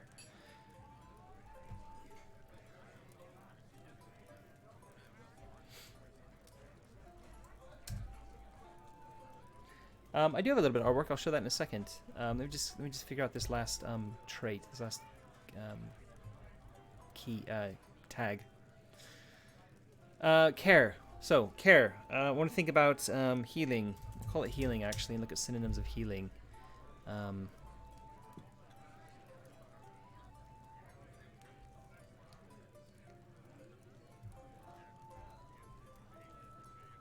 Hospice. What does hospice mean other than the building, though?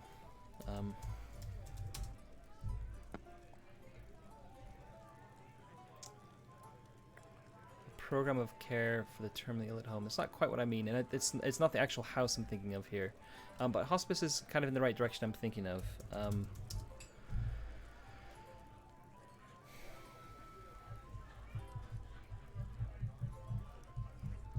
I mean, I could just put care in there. And so I put animal care. I could put God.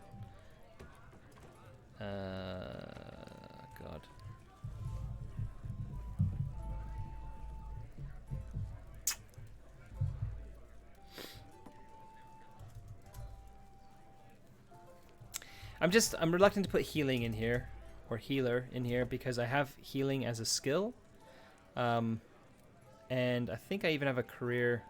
I might even have a career called healer. Yeah, midwife healer. So I kind of want to avoid using the term heal, because I don't want to overlap too much with things like skills and that sort of thing. A caregiver. Bloody hell. Perfect. Alright, key skills. Healing is going to be their main advanced skill. I don't think animal handling fits for this one, although they could like it could be something a herbalist would have. Archery, navigation, outdoor survival. Outdoor survival would probably work here, because they use that for foraging.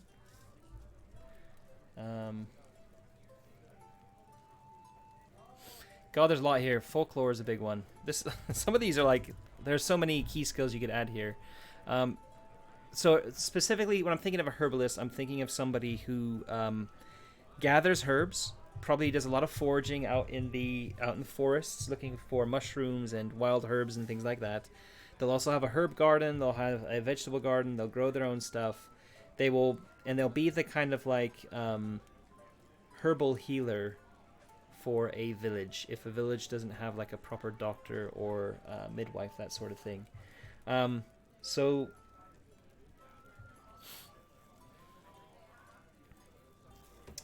Folklore isn't so much to do with the herbalist, I don't see. That's more to do with the hedgewise. And I really have to be. I'm really being very, very picky here because there are lots here that I could apply to a herbalist. Healing is a big one. So I think outdoor survival is also a big one. Crafting arguably could be a big one if you're using crafting for cooking or making potions and that sort of thing.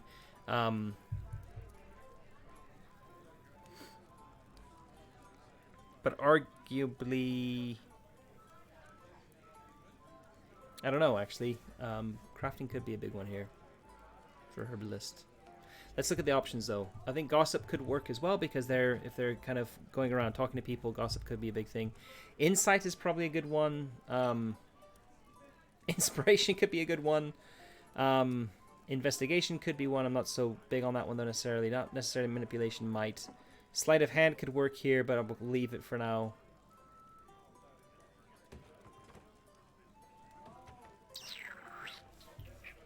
I'm going to list them all and see which ones really jump out at me.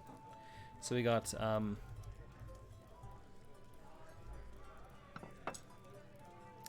crafting, folklore, gossip.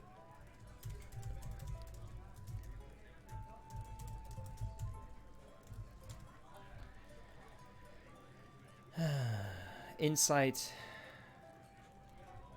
I want to leave inspiration for now. It'll just be insight, healing, inspiration. No, insight I meant.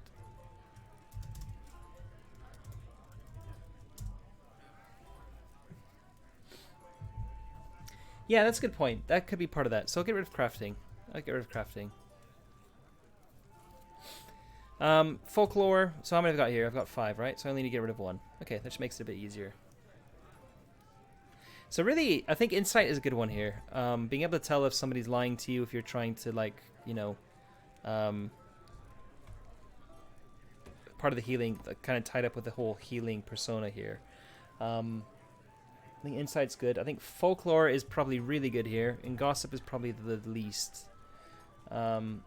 So we've kind of just said that cooking, it depends what you're using cooking for. If you're cooking a meal, then theoretically, I don't even know if I would cover cooking by a role. Really, I would say if you have a career which allows you to cook, then just cook something. I don't see when rolling to cook is important, like where the failure could be really meaningful. And if it would, I think it would go under crafting.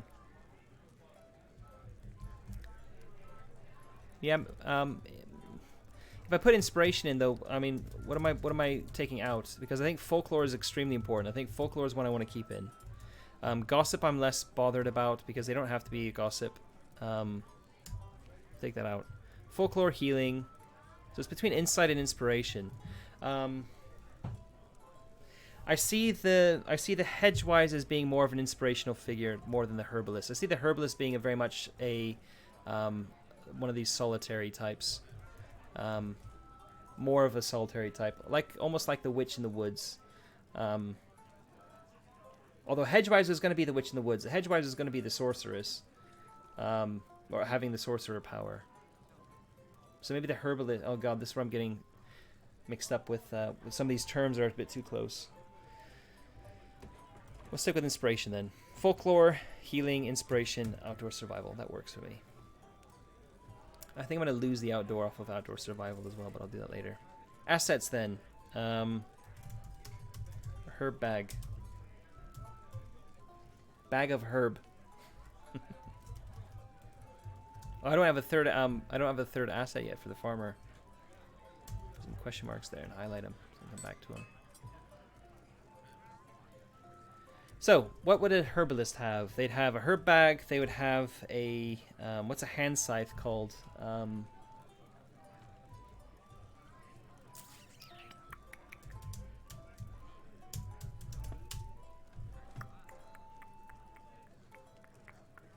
That thing right there. What's that called? I'm in Germany. I apologize. A hand sickle. A sickle. Sickle, sickle, sickle. That's what it's called. Not a Runsichel. Ah, Sichel. So it's actually from German. Okay, cool. Interesting. You learn something every day. Sickle. Lovely. Let's go back there. So herb bag, a sickle. I mean, if you're gonna play herbalist, you're gonna go for the herb bag, probably 9 times out of 10, right? You're not gonna be much of a herbalist without your herb bag.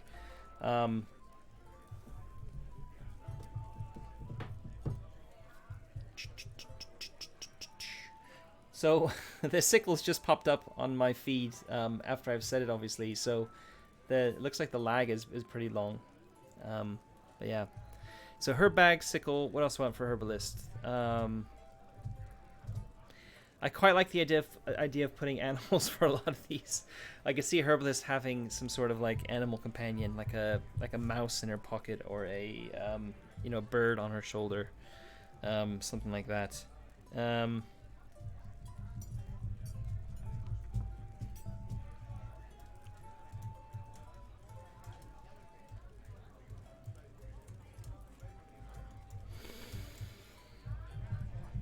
come back to that one. Motivations then. Motivations.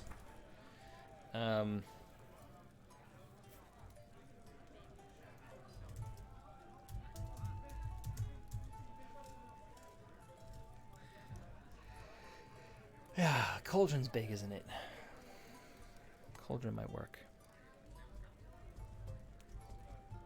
You get a +2 for what though? For healing rolls, for making potions, that sort of thing. I can see that working, I guess. Almost means I'd have to create rules for that, which I kind of don't want to do, but maybe I do need to address that. Have like an alchemy set of rules.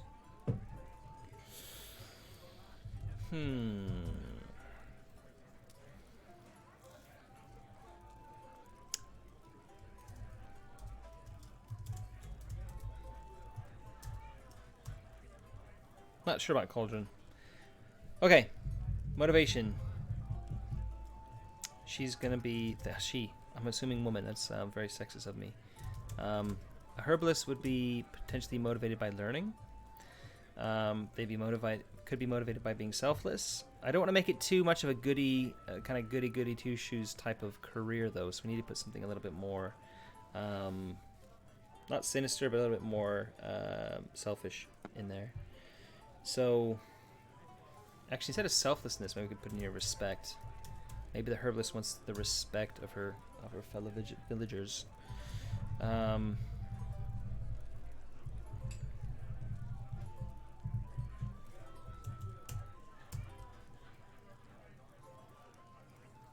here's a really good one. Control.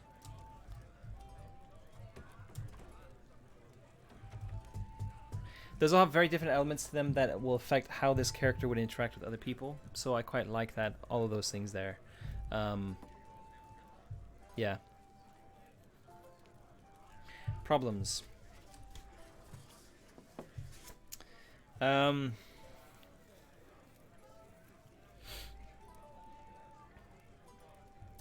like the idea of a forgetful, kind of a scatty herbalist.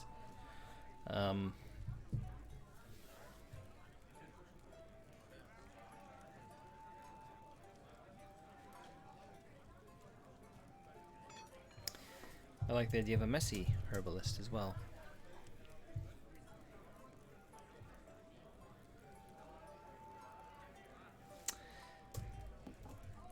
And blunt.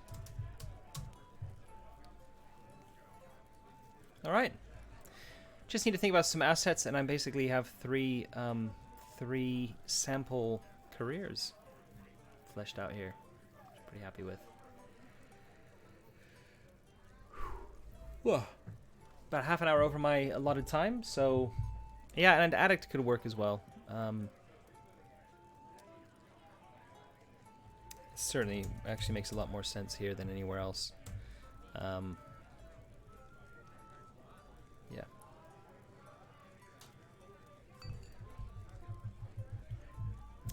And I think rather than messy, I'm going to go with a hoarder. I like that idea as well, more than messy. Cool.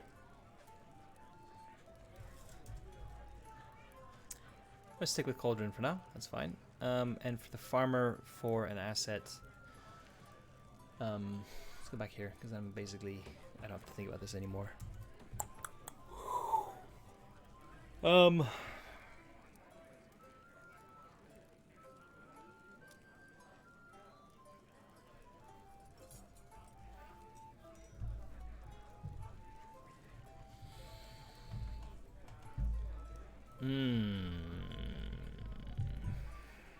man, I think I might just have to park this and come back to it another day. There's so much other stuff to do with this. I don't want to get kind of bogged down. So let me just see where I've kind of left this then. I kind of like that I've really fleshed out a little bit how advancement's going to work here.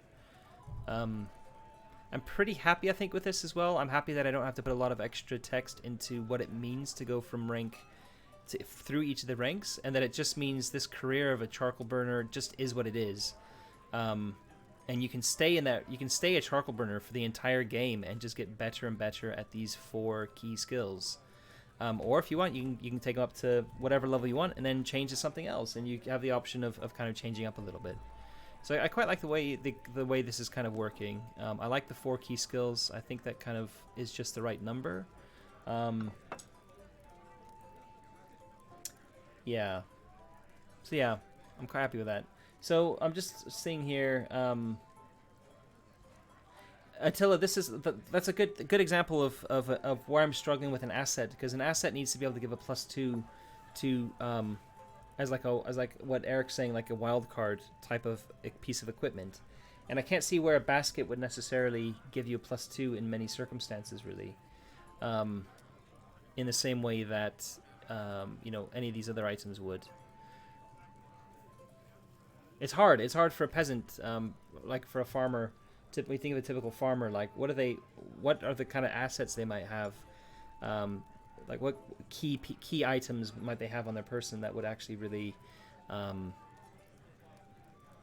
in useful for them? Yeah, struggling with it. So I'll have to come back to that.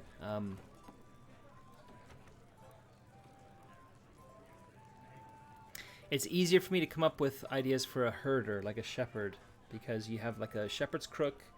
They often played the flute. I don't know if that's actually historically accurate or not, but there's this romantic notion that they played the flute. And then they would definitely have a dog. They would have a sheepdog.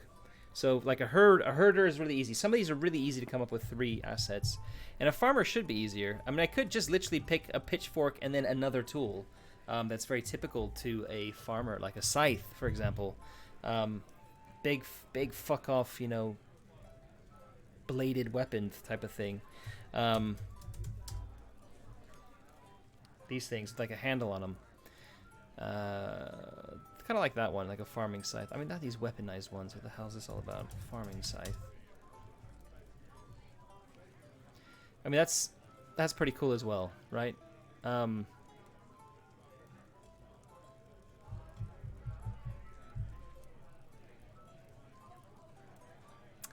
Yeah, but Attila, this doesn't need to be. It's not really an asset though. They could just have a basket. This isn't like the only equipment they would have at all. This is something that they carry around with them all the time. That is like their iconic piece of equipment that defines you as a character, and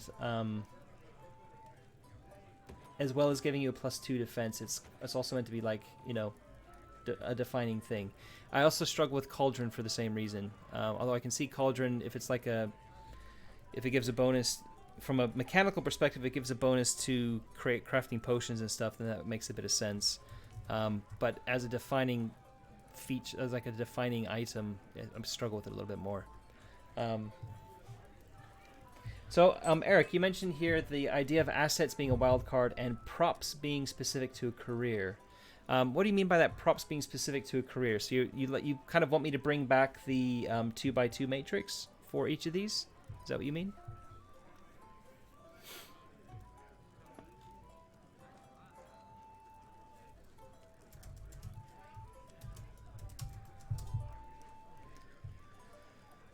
See if anything jumps out here.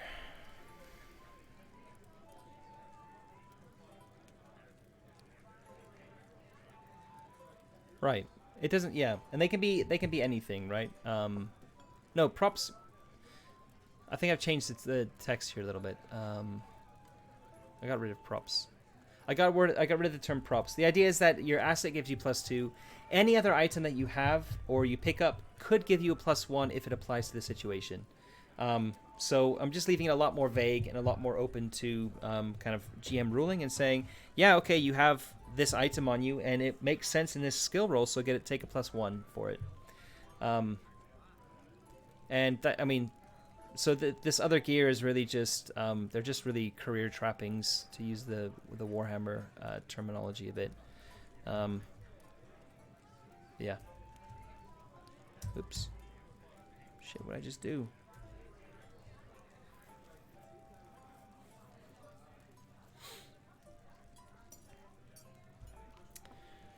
Yeah, leather boots. That's a good one, actually, because not all farmers would be able to afford sturdy boots. We'll do that.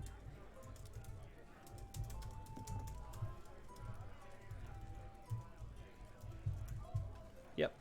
Thank you, Attila. Perfect.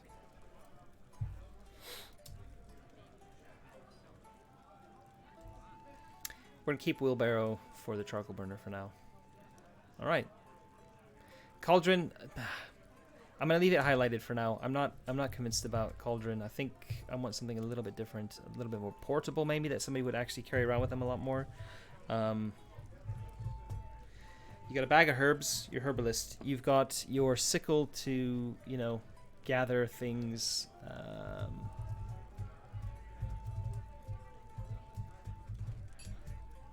I'm gonna leave Cauldron for now. We'll leave Cauldron for playtesting. So, all good. Yeah, so going back again, then I'm happy with the stuff I've done here, the kind of tweaks I've made to it, filling out a little bit of detail here in character creation. Careers was the next section. I put 3 in for now. That's good enough for now. Skills, I've put a lot of information here. In fact, this is enough to get the game out for playtesting, so I don't need to do anything else. The skills here, I'm actually going to take out navigation because I don't think that actually makes sense here. So I'm going to delete navigation from the list here.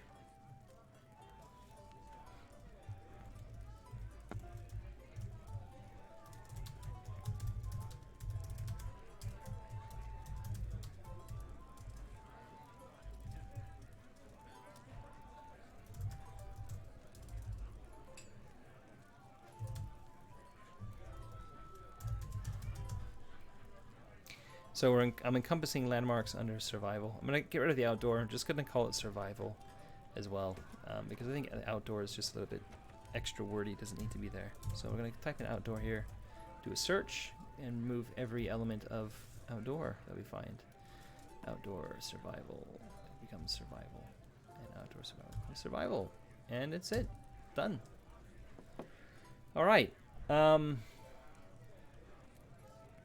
yeah. A kettle could be good there. That's true. That is true. Where did it go? Get back here. I think we'll do a kettle instead. And I'm going to put these in alphabetical order because that's the kind of person I am. It's a weakness. That's my problem. Pitchfork, loyal farm animal. Loyal farm animal, choose one.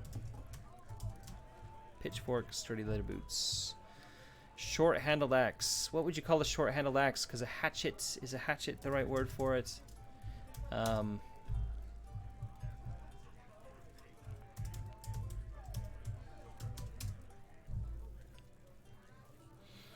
medieval utility axe. Medieval hatchet. I mean, none of these look particularly like sources that I would trust. I think the hand axe is fine. I think a short-handled axe is fine. In fact, I'm going to just rename this as a hand axe. Flint and steel can go in the front. There we go.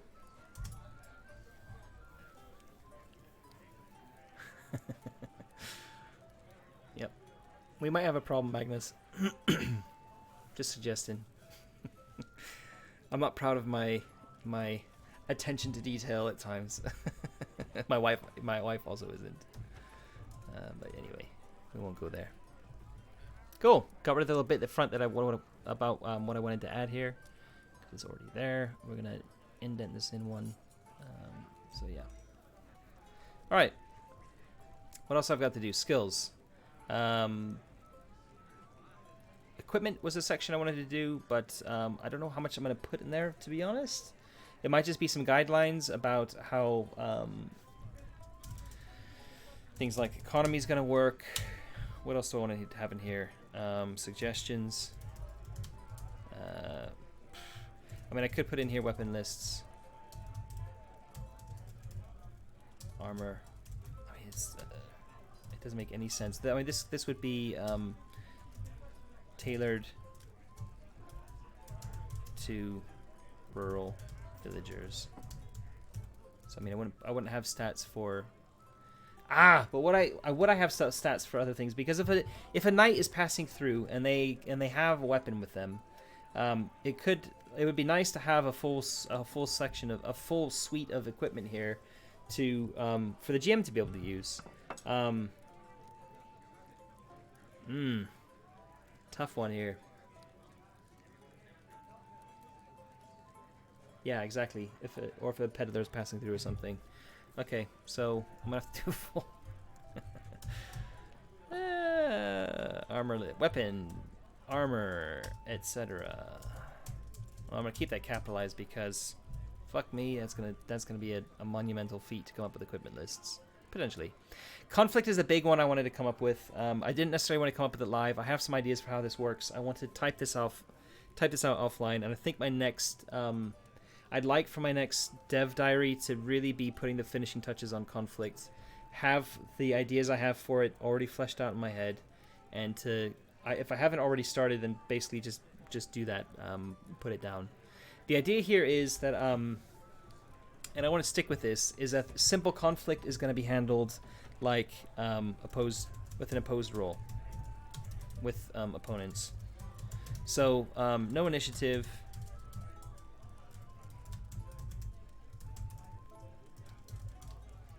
Keep it narrative. That's a really important thing for me, I think.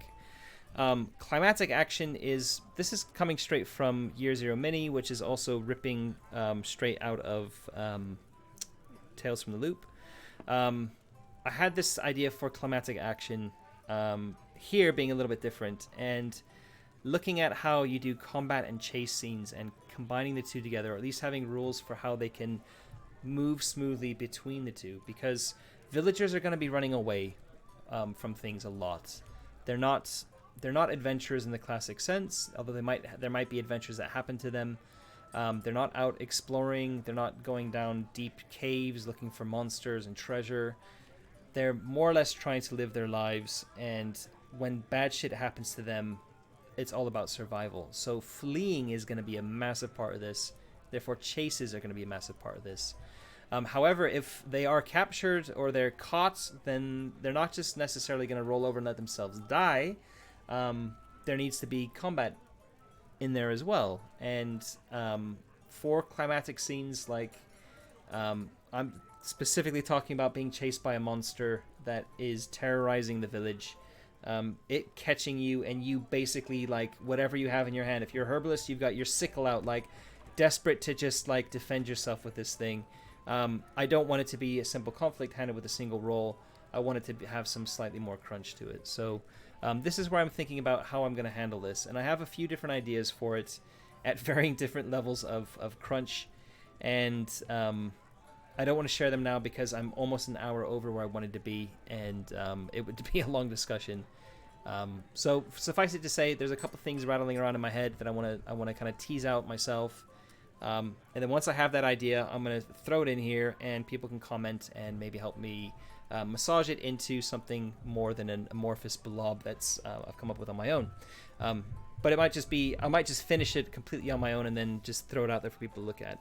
The big thing here, though, is that trauma is pretty much set. I really like what I've done here with trauma. I really want to use it like this. Where I kind of mentioned already that vitality is your health and your endurance. toughness, stamina, whatever you want to call it, constitution. So as your vitality goes down, you might also be rolling for your endurance or your toughness or your stamina.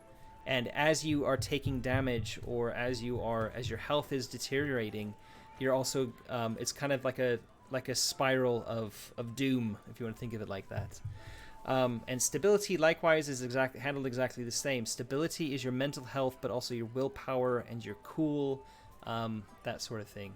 And as your mental stability decreases, it's also going to kind of spiral out of control. And anytime you need to roll to resist fear, you're rolling your stability.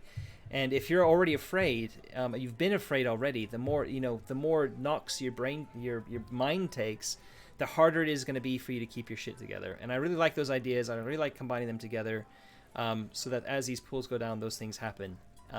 And I want to tie those into... The idea I have here is tying them into combat initiative and also chase scenes. So keeping your cool, keeping your stability as you're being chased by something is going to be really, really important, right? Because if you're being chased by a monster, or you're being chased by somebody trying to like kill you or throw you into prison, or you've been wrongfully accused, you're gonna be like, mentally you're gonna be stressed as fuck. And I want the mechanics to reflect that. And stability tying into that, I think, is really important. You're gonna make bad decisions if you're too stressed to think straight, and I want that to be reflected. Combat scenes, I've got an idea for handling both stability and vitality into that too. So also with chase scenes, vitality is important too, because if you're running for too long, then you're eventually going to get tired and you're going to slow down. So if you have a low vitality, you're not going to be able to run for as far or for as long if something's chasing you. So I'm kind of thinking of tying those into initiative, and they're kind of key to this whole section on conflict. So yeah, that's conflict. It's implementing that into these climatic scenes that is kind of tripping me up, where I have too many ideas, too many good sources of inspiration, and I kind of just need to make a decision on one, I think, for now, and plug my energy into that, and then after playtesting, maybe it can evolve and go somewhere else. So we'll see what happens with that. Witchcraft is magic. I've basically put in a lot of stuff from... I don't remember when I put all this in. I put a lot in on magic. I don't remember doing this. I must have done it the last session. Oh, we did talk about it, didn't we? We did actually talk about it. I remember it now. We did spend a little bit of time talking about magic. Adversaries... This is going to be advice on how to create adversaries. It's not going to be a big list of like a bestiary. I'm going to be taking a page out of Best Left Buried's book and basically provide the tools to come up with traits and tags and that sort of thing for adversaries. So it's going to be more about advice than it is going to be big lists of creatures and things. Yeah. GM advice, whatever I need to put in there. That's it. And that'll be my game done. So really, like, GM advice can maybe come after the playtest, or I can put a few bits of keywords in there, and then that can all come later. For now, playtesting, I want people to really test the main, the main mechanics. So I kind of need adversaries in there so people can play against them, etc. I've got the magic in there already. So really what I need to do is just flesh out this conflict thing, because that's going to be core to the playtesting experience, because conflict is what drives interesting narrative. I need to put some ideas behind here, behind equipment, although it can be pretty sparse to start off with. And the rest is more or less done. I'm going to need to flesh out some more careers, but they can look exactly like this. I don't need to put the flavor text in. I can highlight this for now just to remind me that, I haven't actually put anything here. But I don't need to put that in for playtesting, because people are going to more or less know what these things are. If it's a slightly more unusual thing, like a climber, for example, I can just describe what a climber is, very short, but still highlight it to say I need to put more information in there. But for now, I think I'm at a point where I'm getting very close. So my next dev diary, if I bring up my calendar...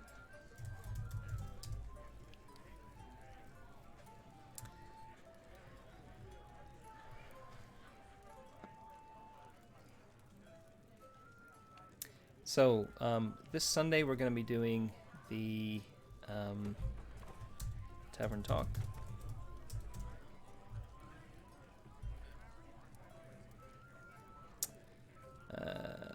Thursday the 6th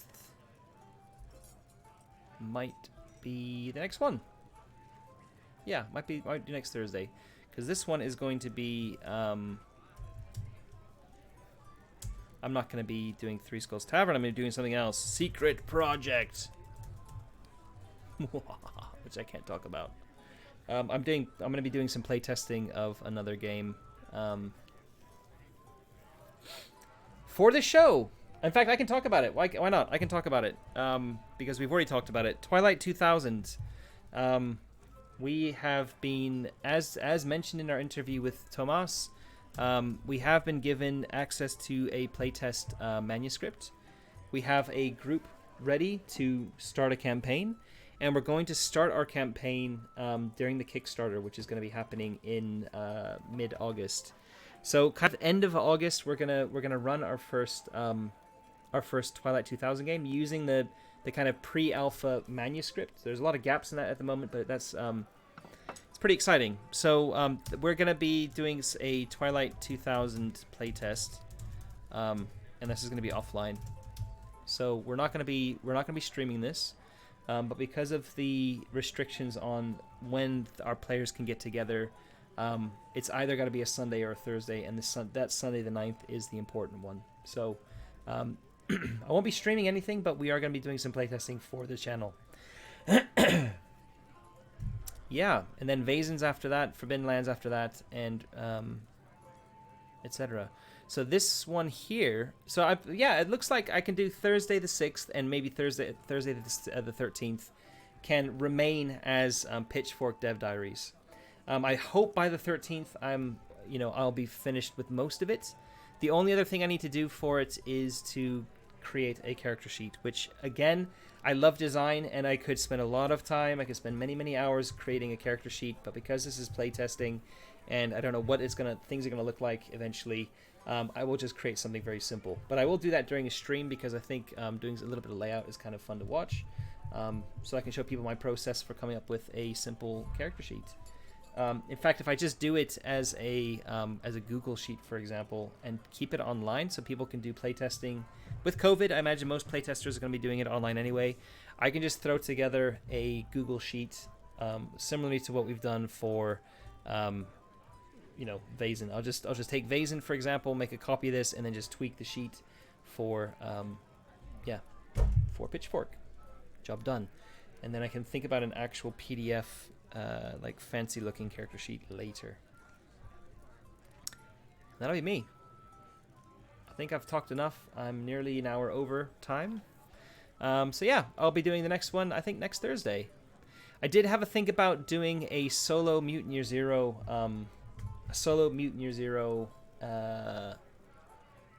like start of a campaign today. But I figured getting Pitchfork ready for playtesting was more important. So I think once Pitchfork is out for playtesting, that still might dominate my Thursdays. But I do have the occasional Sunday. I have one Sunday a month, sometimes 2 Sundays a month, where I have open content.